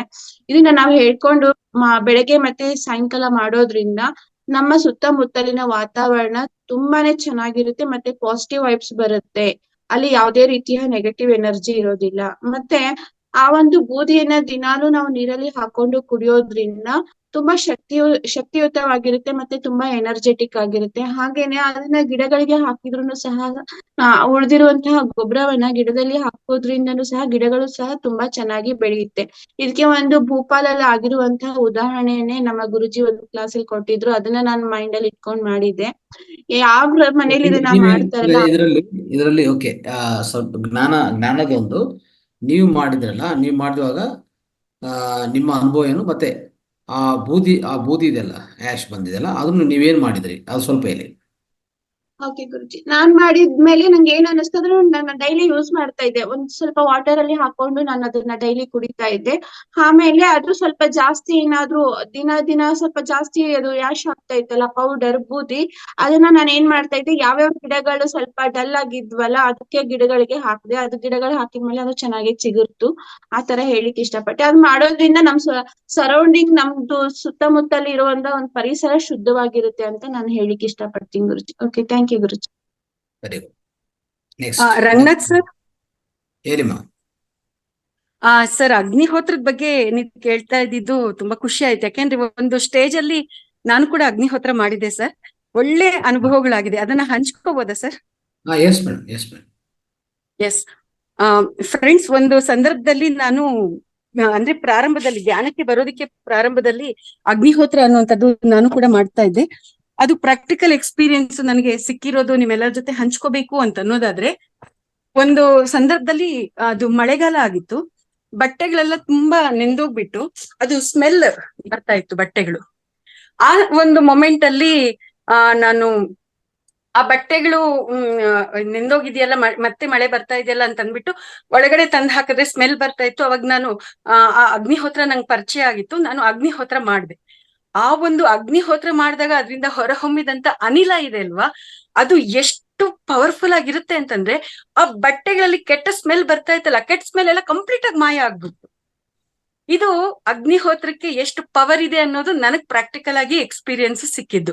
ಮತ್ತೆ ಇನ್ನೊಂದು, ಅಗ್ನಿಹೋತ್ರ ಮಾಡಿದ್ಮೇಲೆ ಆ ಭಸ್ಮ ಇರುತ್ತಲ್ಲ ಕೊನೆಯಲ್ಲಿ, ಆ ಭಸ್ಮ ಅದು ಎಷ್ಟು ಹೆಲ್ದಿ ಆಗಿರುತ್ತೆ ಅಂತಂದ್ರೆ, ಅಂದ್ರೆ ಅದಕ್ಕೆ ಹಾಕುವಂತ ಪ್ರಾಡಕ್ಟ್ಸ್, ಅದು ಸಂವಿಧೆಗಳು ಅಂತ ನಾವ್ ಏನ್ ಅದಕ್ಕೆ ಆ ಒಂದು ಅಗ್ನಿಗೆ ಅರ್ಪಣೆ ಮಾಡ್ತೀವಿ, ಅದೆಲ್ಲ ಕೂಡ ಸ್ವಚ್ಛವಾಗಿರುವಂತದ್ದಾಗಿರ್ಬೇಕು. ಅದು ಎಷ್ಟು ಪವರ್ಫುಲ್ ಆಗಿರುತ್ತೆ ಅಂತಂದ್ರೆ, ಅದ್ರದ್ದು ಒಂದು ಚೂರು ಭಸ್ಮನ ನೀರೊಳಗಡೆ ಹಾಕೊಂಡು ಚೆನ್ನಾಗಿ ಮಿಕ್ಸ್ ಮಾಡ್ಬಿಟ್ಟು, ಒಂದ್ ಸಂದರ್ಭದಲ್ಲಿ ಒಂದು ಗ್ಯಾಸ್ಟ್ರಿಕ್ ಪ್ರಾಬ್ಲಮ್ ಆಗಿದೆ ಅಂತಂದಾಗ ನಾನು ಕುಡ್ದಾಗ ವಿತ್ ಇನ್ ಫ್ಯೂ ಮಿನಿಟ್ಸ್ ನನ್ ಹೊಟ್ಟೆಯಲ್ಲಿ ಇದ್ದಂತ ಒಂದು ಗ್ಯಾಸ್ಟ್ರಿಕ್ ಆಸಿಡಿಟಿದು ಪ್ರಾಬ್ಲಮ್ ಎಲ್ಲ ಕೂಡ ಸಾಲ್ವ್ ಆಯ್ತು.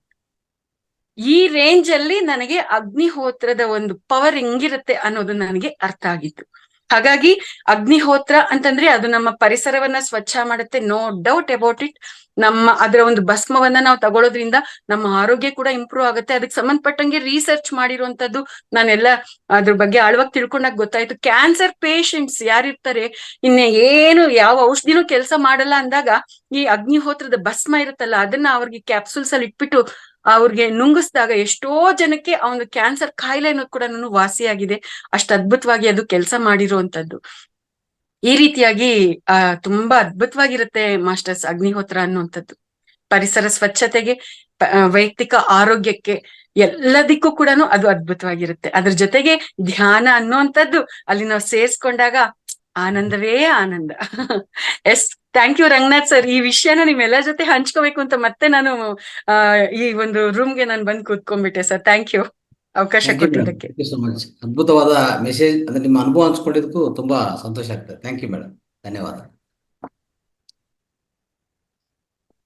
ಸ್ನೇಹಿತರೆ, ಈಗ ಮೇಡಮ್ ಹೇಳಿದ್ರಲ್ಲ, ಸೊ ಅಂತ ಅದ್ಭುತ ಅನುಭವಗಳು ನಿಮಗೂ ಬಂದಿರ್ಬೋದು. ಸೊ ಯಾರ್ಯಾರು ಪ್ರಾಕ್ಟೀಸ್ ಮಾಡ್ತಾ ಇದ್ರೆ ಅವರು ಕೈ ಎತ್ತಿ, ಇಲ್ಲಾಂದ್ರೆ ಅವರು ಮೆಸೇಜ್ ಅಲ್ಲಿ ಟೈಪ್ ಮಾಡಿ. ಉಮಾ ಮೇಡಮ್ ಮಾತಾಡಿ.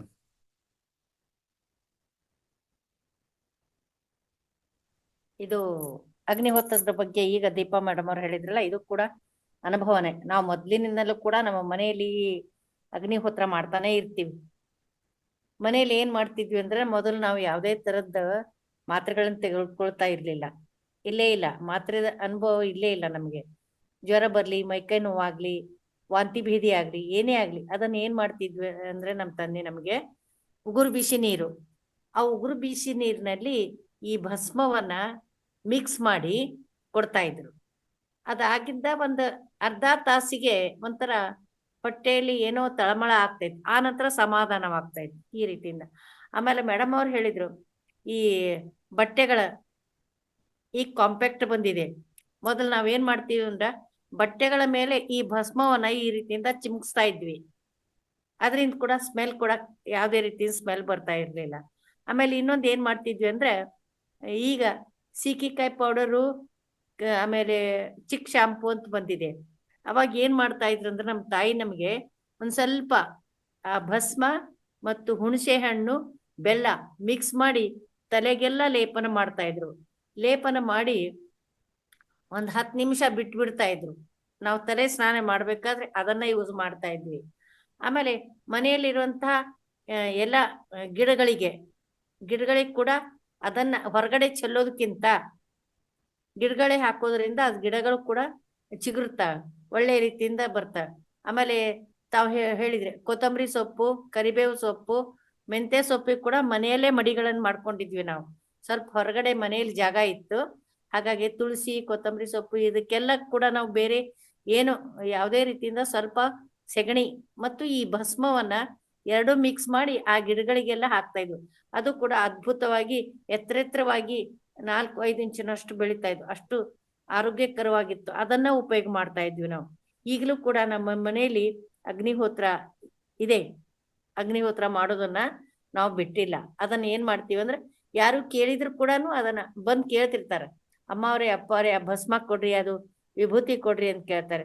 ಆಮೇಲೆ ಏನ್ ಮಾಡ್ತಾರೆ ಅಂದ್ರೆ ಬೆಳಿಗ್ಗೆ ಚಿಕ್ಕ ಮಕ್ಕಳಿಗೆ, ಸಣ್ಣ ಮಕ್ಕಳು ಇರ್ತಾವಲ್ಲ ಅಂತ ಮಕ್ಕಳಿಗೆ 2 ವರ್ಷದ ಮಕ್ಕಳಿಗೆ ಈ ವಿಭೂತಿಯನ್ನ ಹಣೆಗೆ ಮೈಗೆ ಹಚ್ಚೋದ್ರಿಂದ ಮಕ್ಕಳು ಹೆದರ್ತಿರ್ತಾರಲ್ಲ ಯಾರಾದ್ರೂ ನೋಡಿ, ಅಂಥವ್ರಿಗೆ ಅದನ್ನ ಹಚ್ಚೋದ್ರಿಂದ ಕೂಡ ಈ ಅಗ್ನಿಹೋತ್ರದ ಭಸ್ಮ ಅಷ್ಟು ಮಹತ್ವವಾಗಿದ್ದು. ಇಷ್ಟು ನಮ್ಮ ಅನುಭವಕ್ಕೆ ಬಂದಿದ್ದು. ಆಮೇಲೆ ಗುರುಗಳೇ ನಿನ್ನೆ ನಾನು 15th ಸೆಪ್ಟೆಂಬರ್ ಬರ್ಲಿಕ್ಕೆ ರಿಸರ್ವೇಶನ್ ಮಾಡಿದ್ದಾಯ್ತು ನಿನ್ನೆ. Very good. ಇಬ್ರು ನೋಡಿ ನಾನು ಮತ್ತು ನನ್ನ ಮಗ ಇಬ್ರು ಮೇಡಮ್ಗೆ ಫಸ್ಟ್ ಜಪ. ಯಾಕಂದ್ರೆ